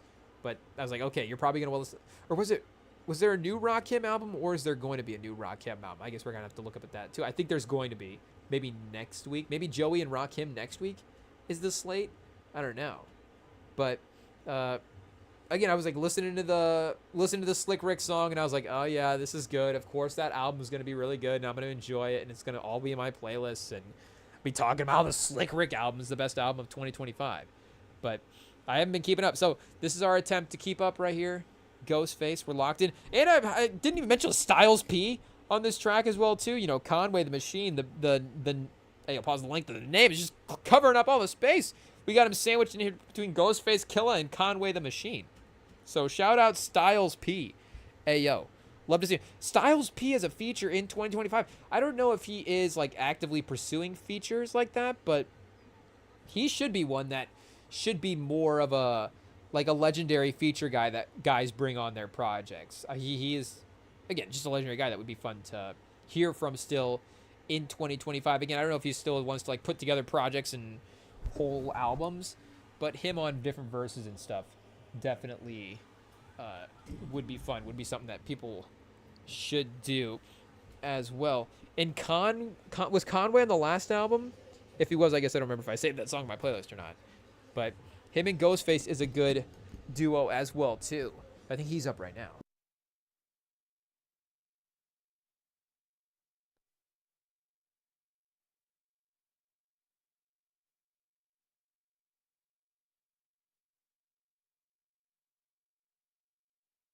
And that puts us only a couple of tracks away from... Oh, I guess... Wait a second. Where was Nas at? Oh, he's track 15. Hey, yo. It is what it is, chat. We have to be patient to get to the new Nas verse. Again, mass appeal. He's got to pull up for his guys as well. But the sort of... Because, again, I think, Set the Tone, I think, was a little... there was a soulfulness to that project. There was a sort of laid back vibe to it. There is a old school aggression, that kind of early Wu-Tang stuff, that early Ghostface stuff that he was doing, that is kind of here, at least with the start of this album as well. So I don't know if that, again, 22 tracks, what the consistency of the energy is going to be throughout this one. And again, I would kind of want him to get a little bit soulful in certain times as well too, because that is a fun lane for the Wu-Tang, clan, but also just the individual Wu-Tang members to play in as well. because again, they are so good at some of that, that old school aggressive gangster rapping and dropping some good bars, or great bars for sure. But as the soulful stuff continued to get popular and as they were starting to work that in, I mean, he's always had that mix as well too, so that's a part of it. But him bringing, continuing that focus as well in 2025 would be good. And like I'm saying, I just respect the fact that he is still dropping, even with the fact that maybe it's like, okay, the scores and stuff. Again, you can't. Who cares? It's like your fans like it. I'm sure. Again, people like us are bumping the songs that and the songs that I am saving to my playlist. Again, I really do like those songs. So they do kind of not just like, they don't necessarily just get lost in the playlist per se. They are ones that I will queue up and listen to a bunch for sure. But the vibe of this, speaking of gym vibes, chat, this I could see going into the gym stuff. For some reason, I do kind of like more old school stuff in the gym. I mean, obviously, again, shout out our guy Pop Smoke again, rest in peace. Like anything like that, again, the Migos, we were talking about them earlier. Like, obviously, any type of modern trap stuff is gonna bring that type of energy, and even again, old higher energy. Or another like sneaky again gym album that I like is and I think we shouted this one out a bunch, but I'll shout it out again. The Missionary album with Dr. Dre and Snoop Dogg. They're, speaking of guys, again, collaborating. Speaking of bringing IP back, their sequel to Doggy Style from the 80s. But, hey, shout out. Hopefully our grandma didn't just tune in for that part right there. It's like, okay, what are we talking about? We didn't title the albums. Blame Dr. Dre. I guess we'll have to explain now, Dr. Dre. But we'll be at Beats headphones. The headphones. Maybe she's got some Beats earbuds. Dr. Dre made your earbuds, Grandma, and he titled an album after some inappropriate stuff. But again, that is a good gym album. So it is what it is. But I do kind of like the old school stuff as well too, because I mean, obviously, you're listening to the music, but I'm not against the music kind of just getting lost a little bit in the background during a gym session as well too. Like, I'm not necessarily like singing every word, like syncing to the beat all the time as well. Maybe I am. Maybe it's a little more subconscious, and then it kind of flows into the background a little bit. But there's obviously the one guy that's in the gym where he's like, you can tell he's like doing reps to Travis Scott songs. You're like, okay, I can literally tell what the song is based on the bicep rep pattern that's going on here. But I would say that maybe for us, it can kind of get lost in the background a little bit as well, for sure. So this would be a good one that, again, the consistency of the track list is good for that as well too. The energy has definitely maintained throughout the first kind of third-ish of the album. And I guess his first skit is track 7. So only a couple of skits labeled here as well too. That would make sense for the runtime track listing correlation, where he's got the 20 plus track list, of course, but only a less than 50-minute runtime as well too. Ghostface Killer, always go with the skits. I feel like we have to listen to the skit as well.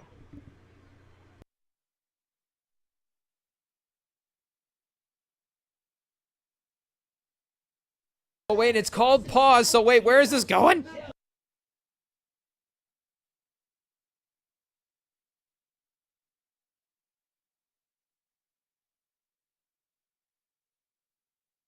Yeah, definitely discussing Pause. Ghostface Killer always bringing social commentary to his albums as well too. But I love that. I'm again old school, chat. I love a skit. Bring a skit into an album. We got a group of guys just sitting around talking about Pause. Hey, yo.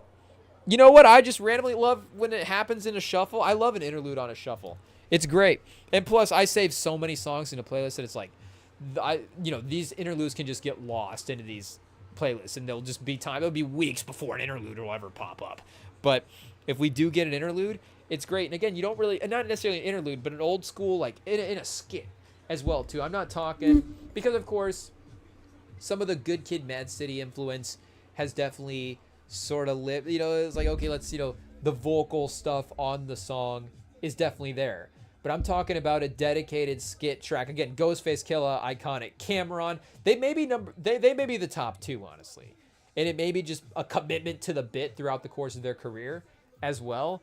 But I love it. I swear to you right now, if we go to set the tone, I'm not going to pull it up because it's going to be too embarrassing. But if we go to that track list, I have all the skits saved into my playlist. And I feel like that might be when I might go back and take a couple of those skits out. Because it's like, okay, I'm not like, these are all high quality skits. But I just like, let me just save every skit I possibly can into this playlist. And then that way the playlists become like mega albums.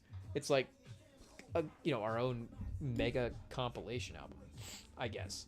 It's like, you know, we want the Kendrick songs with the Ghostface Killah skit. I guess again, Kendrick has his own skit, so it's like Busta Rhymes songs with Ghostface Killah skits as well too. But I guess, you know, Ghostface Killah songs with Ghostface Killah skits is also a pretty good combination pause as well too.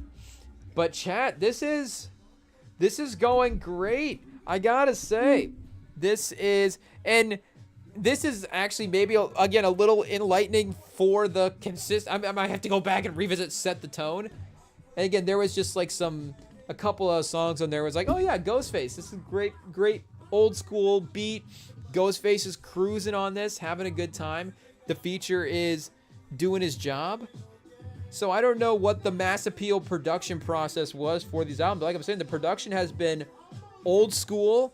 It's been, and I said I only listened to one Rakim track, but I was like, oh, this is, you know, this sounds like a kind of a modern Rakim track for sure. There is a old school vibe that it feels like, again, this is a Ghostface Killah album. This has got to be Supreme Clientele too. This is, you know, is it going to be Supreme Clientele? It can't necessarily even, you know, again, we can't necessarily even have Ghostface as that type of character in the culture as well too. You know, again, he can be still prominent, but just 25 years later, even his legacy, like he's just going to ascend. So it's going to be a different status versus him like, oh, this is the ascension of Ghostface Killah at this time. So, you know, and again, living up to a Supreme Clientele, it's going to be impossible to do. But at the end of the day, if you're getting a recent project that you can actually revisit start to finish from Ghostface Killah, which, you know, Supreme Clientele, great album you can listen to start to finish. Supreme Clientele 2, album you can listen to start to finish. It's like, that would actually be a successful sequel. A successful Hollywood sequel, mass appeal, doing successful sequels. So again, you know, we got a track list here. We can't necessarily lock in, I guess, a good second half of the track list. But also, some of the best features haven't even happened yet. It's been mostly solo Ghostface Killah. So that was, you know, that's a good solo 3-song stretch right there as well, too, in a really short sketch. So Ty Boogie, you know, not a lot of runtime. Oh, here we go. We get Ty Boogie back on beatbox. You know, he's making up for the lack of a feature there on Force MD skit. But break beats, yeah, just old school chat. Here we go.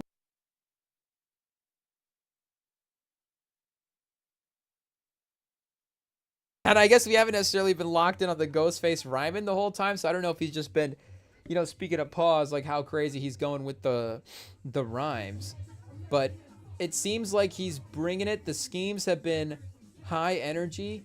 Again, the charisma of Ghostface Killah has definitely been prominent throughout the course of this album as well too.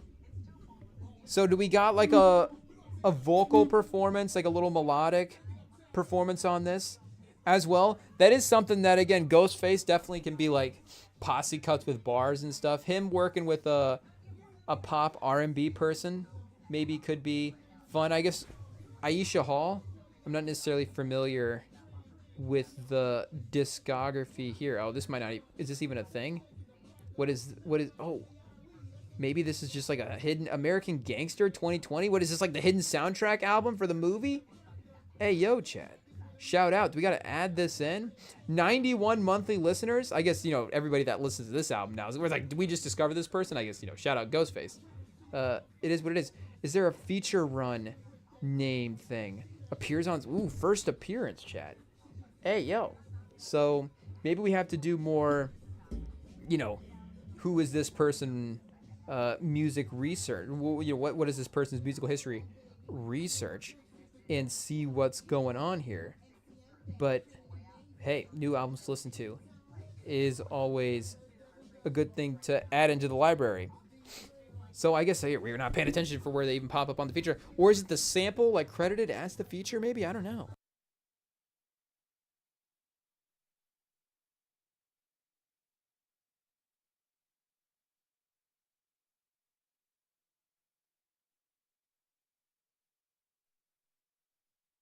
And you know the way that Ghostface has the voice inflections on some of his performances and can get a little comedic. He can set the scene. He can have like dialogue and a very talking, casual, conversational way to rap, and then can get in that aggressive sort of bring in the bars energy type stuff as well too, which again provides a sort of cinematic value in a way where in the way that Kendrick is like, I take cut out our Kendrick. I was like, gonna go for what Kendrick flow do we want to try to impersonate, but it's like, bro, you can't even, with just like us impersonating Kendrick, but also just us trying to pull off a Kendrick flow as well too. That's not gonna happen. Make no mistake, chat. It is what it is. But it feels like there could be some inspiration for sure from some of the stuff that Ghostface is doing throughout the course of his career. Rap Kingpin, chat. Ghostface talking some smack on this track. We're back in solo, a couple of Ty Boogie features. We got the skit in the song.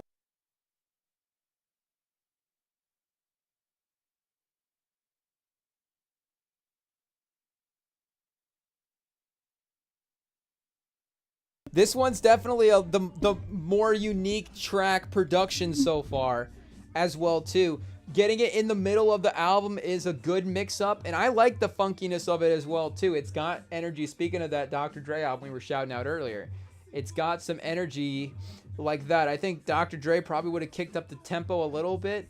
There was definitely some high energy on the beginning of that track list, but this does have kind of those cowbell clangy things going on that there was some stuff that Dre was messing with in that album.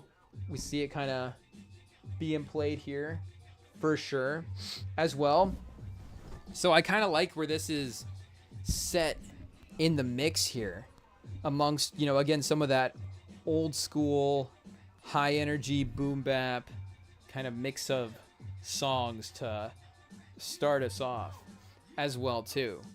So I don't know if we get a little more experimental in mixing it up with the production, or if this is his, this is that for this album necessarily. But this is, I like the track chat for Ghostface spitting some bars here in the middle. Do we just go to the mute and listen real quick?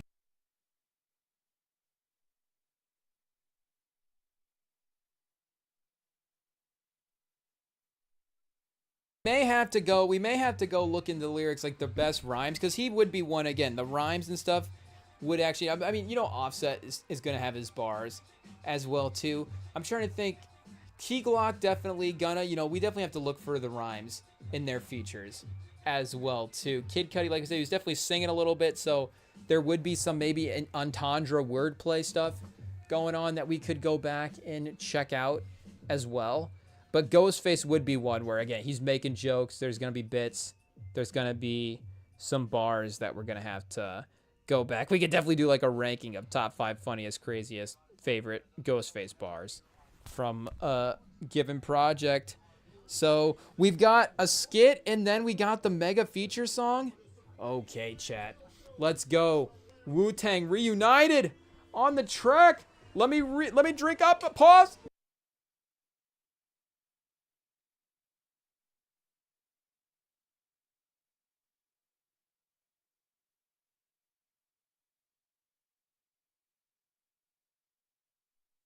Oh, chat, we've got a little gangster game show here. What is the first thing a brother do when he wakes up in the morning? What's the answer?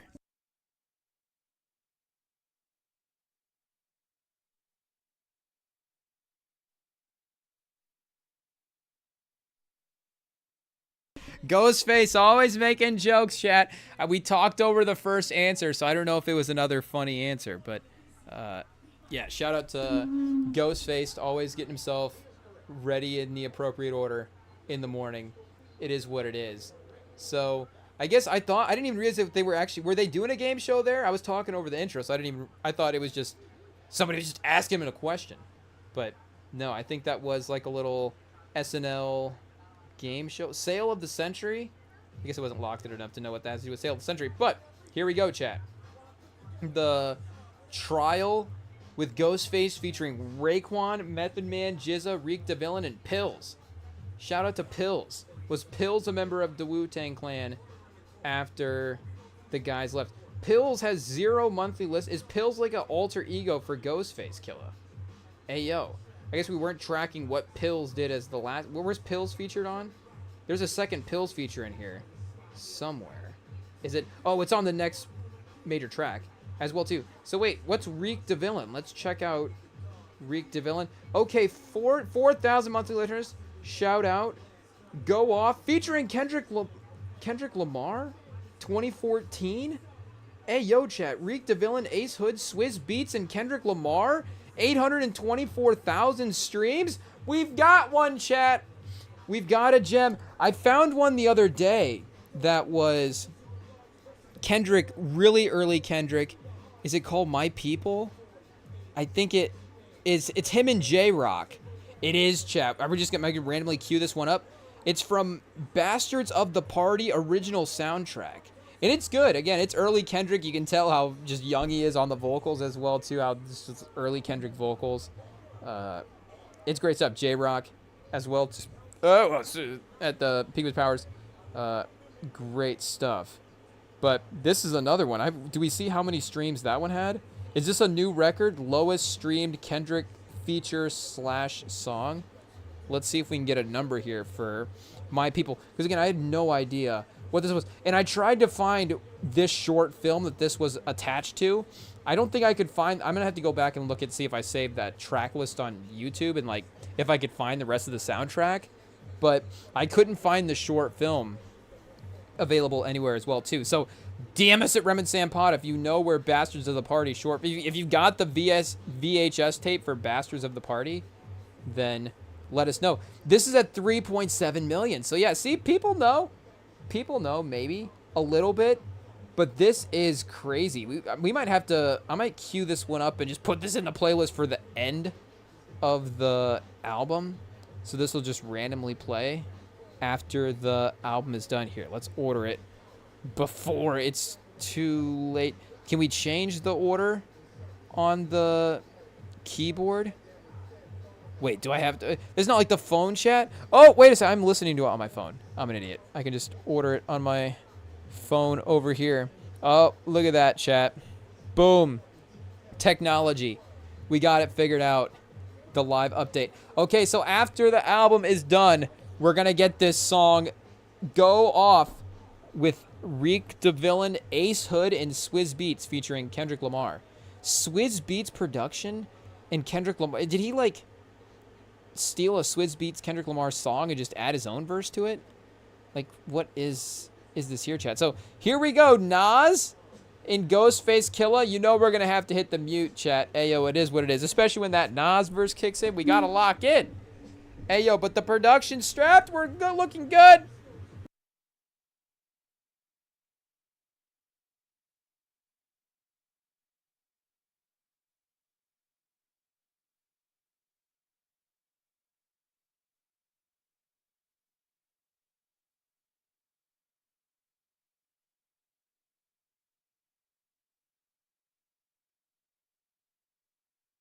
And you know Ghostface has got to bring the best of his rhymes, especially during the Nas ones. Not the comical ones, not the messing around rhymes like we were saying, but he's got to, you know, bring the most polished bars for this track. People are going to be checking it out. People are going to be looking for who is bringing that heavy verse, for sure, that heater verse. So we know Nas's bass line, and even still... We got a little vocal sample on this one here, chat.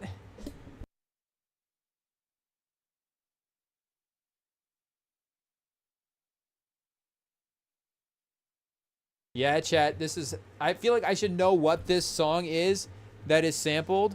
Once I look it up and find out what the sample for this is, I'm gonna know. I probably have it saved in a playlist somewhere.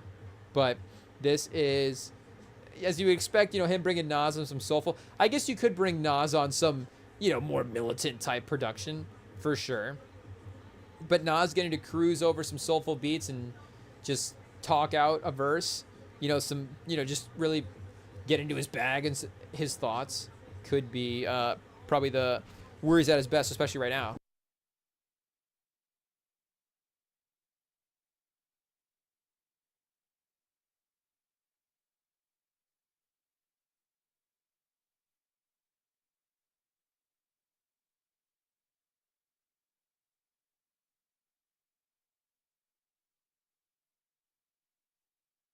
Chat, we've got songs, too many songs tonight to add into the rotation, and this is gonna be one of them.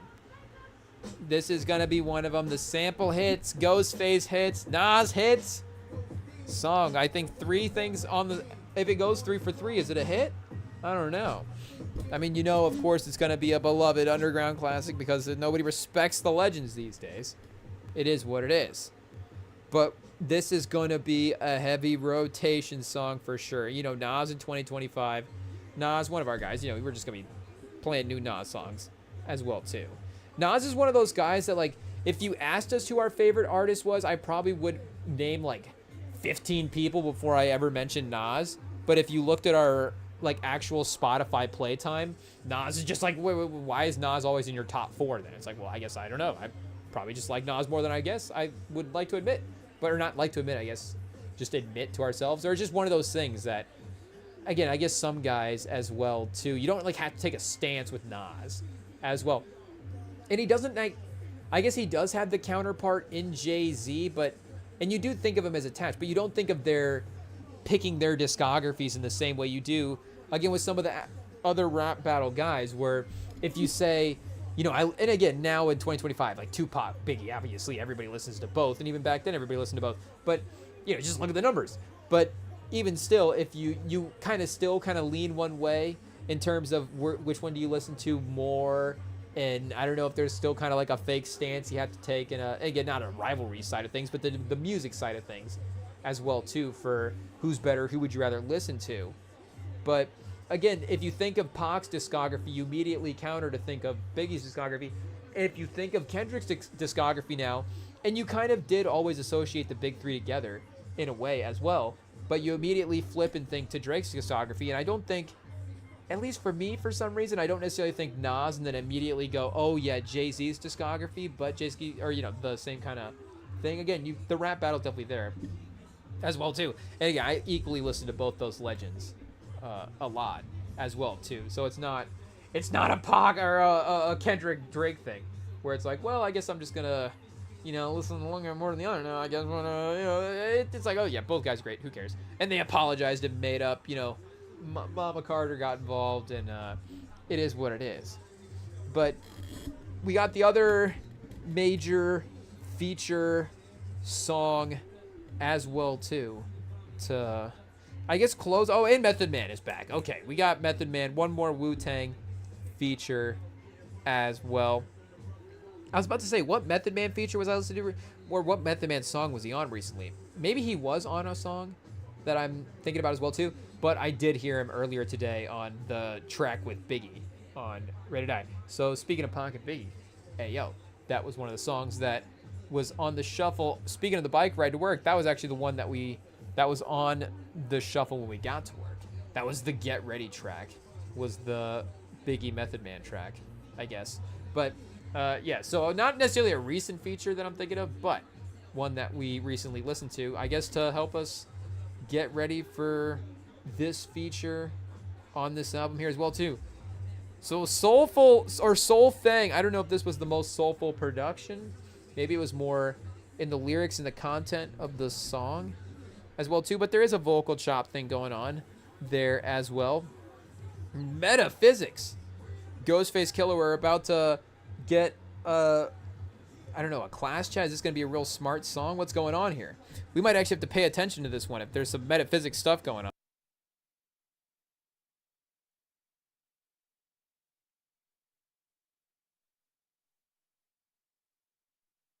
And this feels like that energy from the beginning of the track list as well too.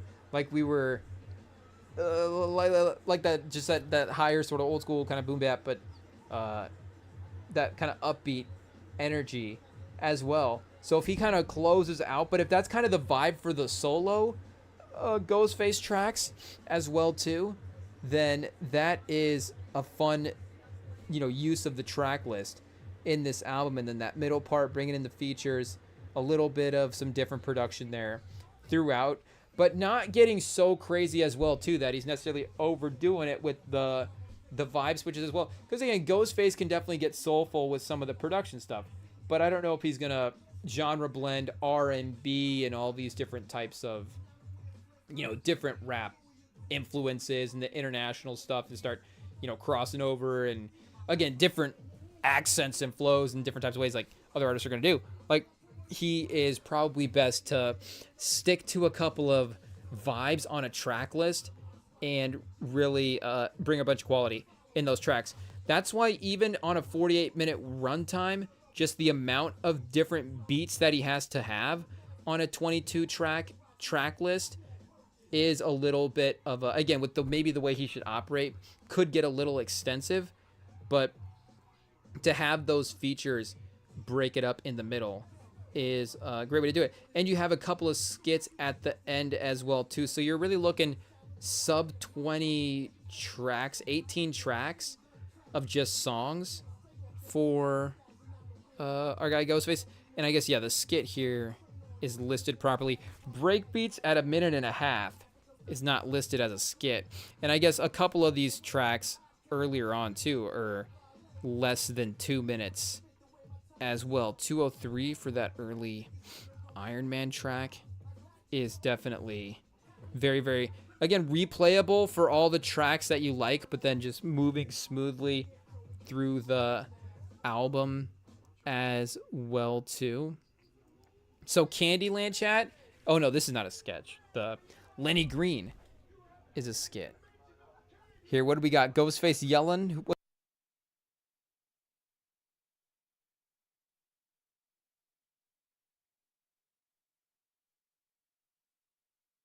Oh, chat, speaking of unique production, okay.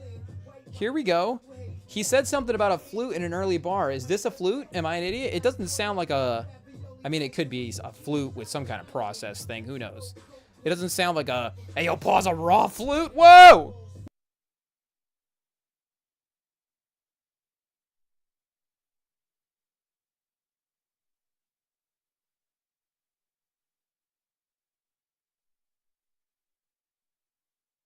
So we definitely, like we were saying, is not continuing that same energy throughout the entire track list, but is still giving you that unique production throughout. I'm not, this is no reflection of this track, chat, but I'm gonna use this opportunity to turn down the AC. It's heating up in here. I know we're almost done, but we might as well power through the last couple of tracks with the proper AC since the unit's right there. So give me a second. I gotta mute, pause, / put the TV down. Or put the computer off. Turn the TV off. Ew, I don't know. Just give me a second. I'm not going to throw it a break, but I'm just going to turn the camera off real quick.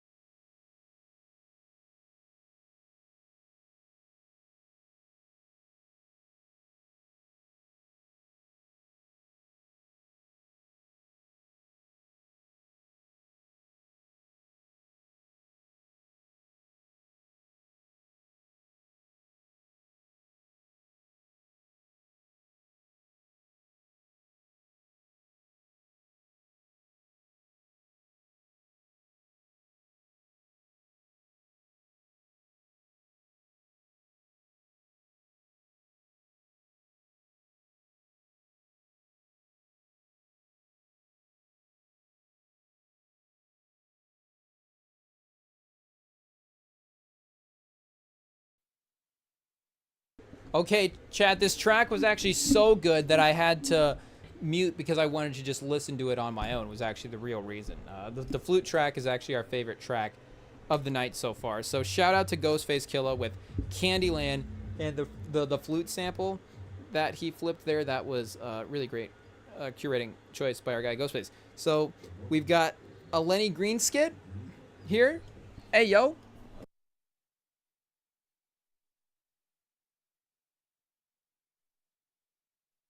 Okay, unfortunately the vocals are too deep. We can't hear him. Hey, yo. The bass is not making it through the speakers, chat. Bring the vibe up. Whoa, whoa, whoa! Get the towels, lady. Whoa, whoa! Is this gonna be a sexy song? What's going on here? Speaking of R&B Ghostface, am I wrong? Is he getting in a vibe? Uh-oh. He was really talking some talk there on that interlude if I heard everything properly. Maybe I'm just getting tired and delusional. I don't know what's happening, but I'm pretty sure I heard him right. We'll see. It has a chill vibe. Okay. You know, maybe that's why the room was heating up. Ghostface is like trying to get us out of our way. Oh, what's going on here, chat? What is happening? That's a wild. Hey, yo, speaking of pause, chat. Hey, yo, we gotta replay that interlude. But this does have a, you know, energy to it. I guess, you know, we're not in a full R&B vibe, but it's laid back. It's chill. Let me see. Is he saying some stuff on the track?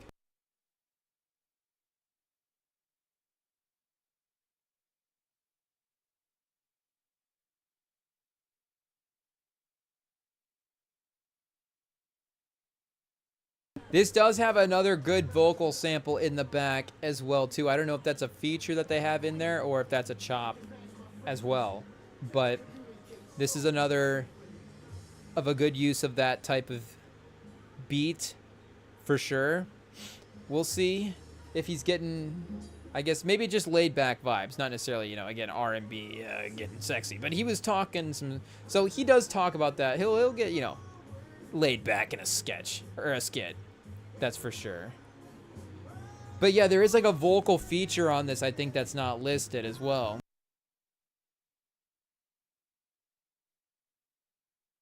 Unless they just left that in, that part of the sample in, which great choice. I like it.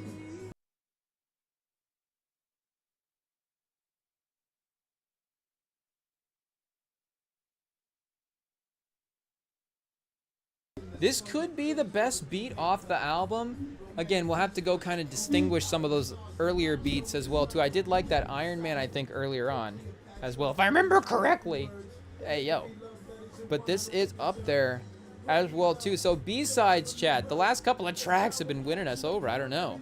It is what it is. We've definitely been listening to those a little bit more, though. So, I don't know. Maybe that says something. Like, just in terms of the focus, you know.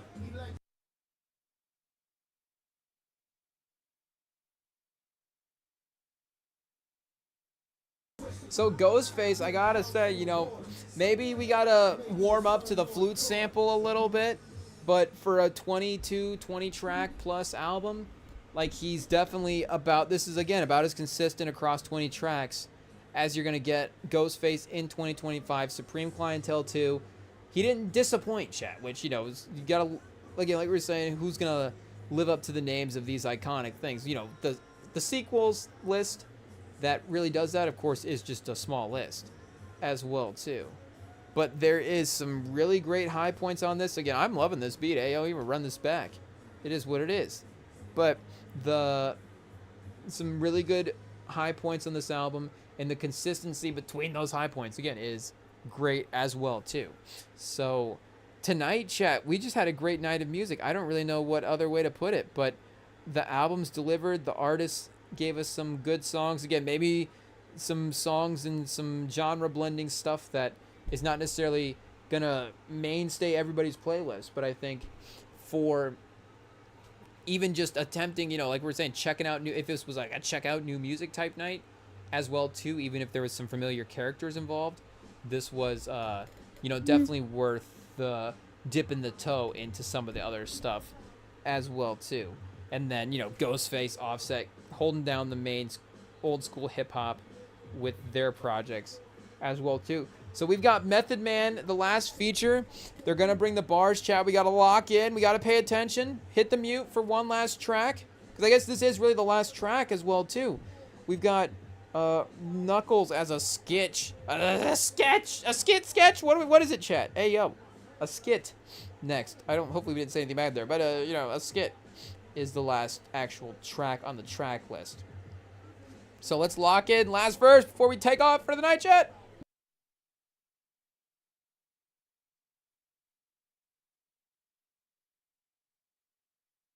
Ooh, another just like great laid back piano vibes, real simple production. The simpleness of the production again has really stood out and has really been good as well too. Like I said, good for what we've been having in the rotation in terms of those full album projects as of late.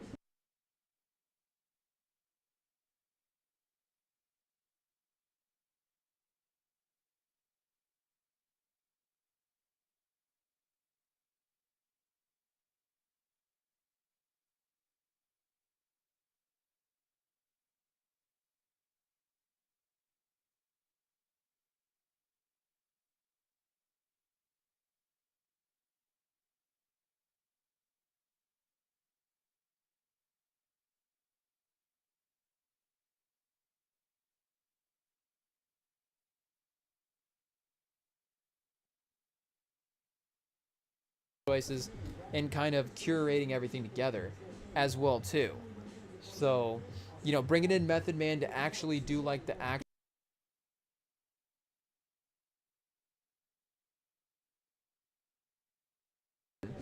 WNBA. I don't know why the TV's trying to turn off the WNBA on us. Hey, yo, chat. Keep streaming. Keep streaming. Yes, please. Chat, we're going to have to pull a buzzer beater. We're not connected to the right Wi-Fi or the right TV. Oh, the Roku app froze. It didn't clutch it out. We'll see if it clutches out here. It's not going to clutch. It's not going to load. Of course. It is what it is. It's restarting. Oh, chat. I feel like maybe the TV turning off is what it is. Oh, it's just Tubi shutting down? I don't know. Hey, yo, whoops. It turned off the album. Okay, Ghostface, sorry. We'll fire the album right back up, but the WNBA, I guess, well, yeah, we're almost done for the night. Hey, yo, it is what it is. We'll move the WNBA into the phone in the background so we can we'll take it with us when we go get food after this. But, yeah, shout out, chat. Like we said, this was absolutely a blast listening to all these. Definitely the most extensive album listening night we've had, but it was a stacked night, like we said, in terms of the names. And there's still more albums to listen to that dropped today as well. So, yeah, have fun listening to those new albums too. We're definitely going to check some of those out and revisiting some of the fun tracks that we listened to tonight. We've got, of course, the Sunday live stream quickly approaching this weekend. You guys can join us for that here on the YouTube. You guys can find the live streams on the podcast platforms as well too. REMINGTOM Pod, that hasn't stopped. So we know that it's a good way to have it, a good platform to have it on as well too. I know some of the YouTube stuff is more popular now, but it's good to have, again, you don't have, sometimes you're paying for Spotify, not YouTube Premium, the background ability of the podcast, but we get it, it is what it is. But still, we can't forget about our old school podcast platforms, Spotify, Apple. So you can look out, next morning those are up as well too, ready to go. But live, you can find us here on the YouTube. You can send us a message at REMINGTOM on Instagram if you want to DM us over there. And otherwise, like I said, yeah, join us Sunday for the next live stream. Who knows? Maybe we'll continue our NFL rankings. We tried to rank all of the non-QB rosters. So Sunday we ranked the QBs a little bit. Tuesday we ranked the non-QB rosters, and we left 7 non-QB or like 7 QB rosters off the board because we just for like 4 hours, 3 hours, and we're not gonna gas ourselves up. Chat. We were 3 hours in a live stream, and it is what it is.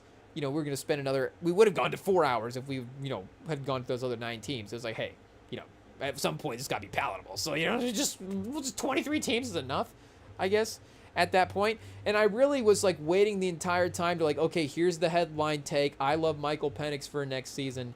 But, unfortunately, we just ran out of time. And I was like, well, I'll save it for this week. And I wasn't even thinking about it because we were listening to his albums and having such a good time. But there we go, chat. Michael Penix, get him for 4,000 yards. Might be a little rich, but they don't have 3,500 as an option on FanDuel. So it is what it is. If I'm going to be all in, I'm going to be delusional. So I just jinxed him. Should have just kept it to myself and just like been on here in like week 7 and been like, I was thinking to myself in preseason Michael Penix is going to be good. But sometimes, again, you have to do that because you can't jinx it as well too. Sometimes a take is like, it has to be a take, and then sometimes it's almost, you don't want it to be a jinx. So I don't want to jinx Michael Penix, but the Michael Penix could be good this year. That could be good to me. I think that could be a guy that is like a top 10 QB, like lower end top 10 QB by the end of the next year, maybe battling for that potential spot. Like you could see that upside very clearly, and like he is going to be in that spot, going into the next season. After that, who knows? But yeah, shout out. We'll end there, chat. Michael Penix Jr. for 2020. Maybe, who knows? Maybe we'll be back Sunday diving into that more. But you can find out by tuning in, like we said. And we hope you guys enjoy your weekend up until then. So, yeah, we'll just leave, chat. It is what it is. We're rambling at this point. So, enjoy your night. We'll see y'all Sunday. Peace.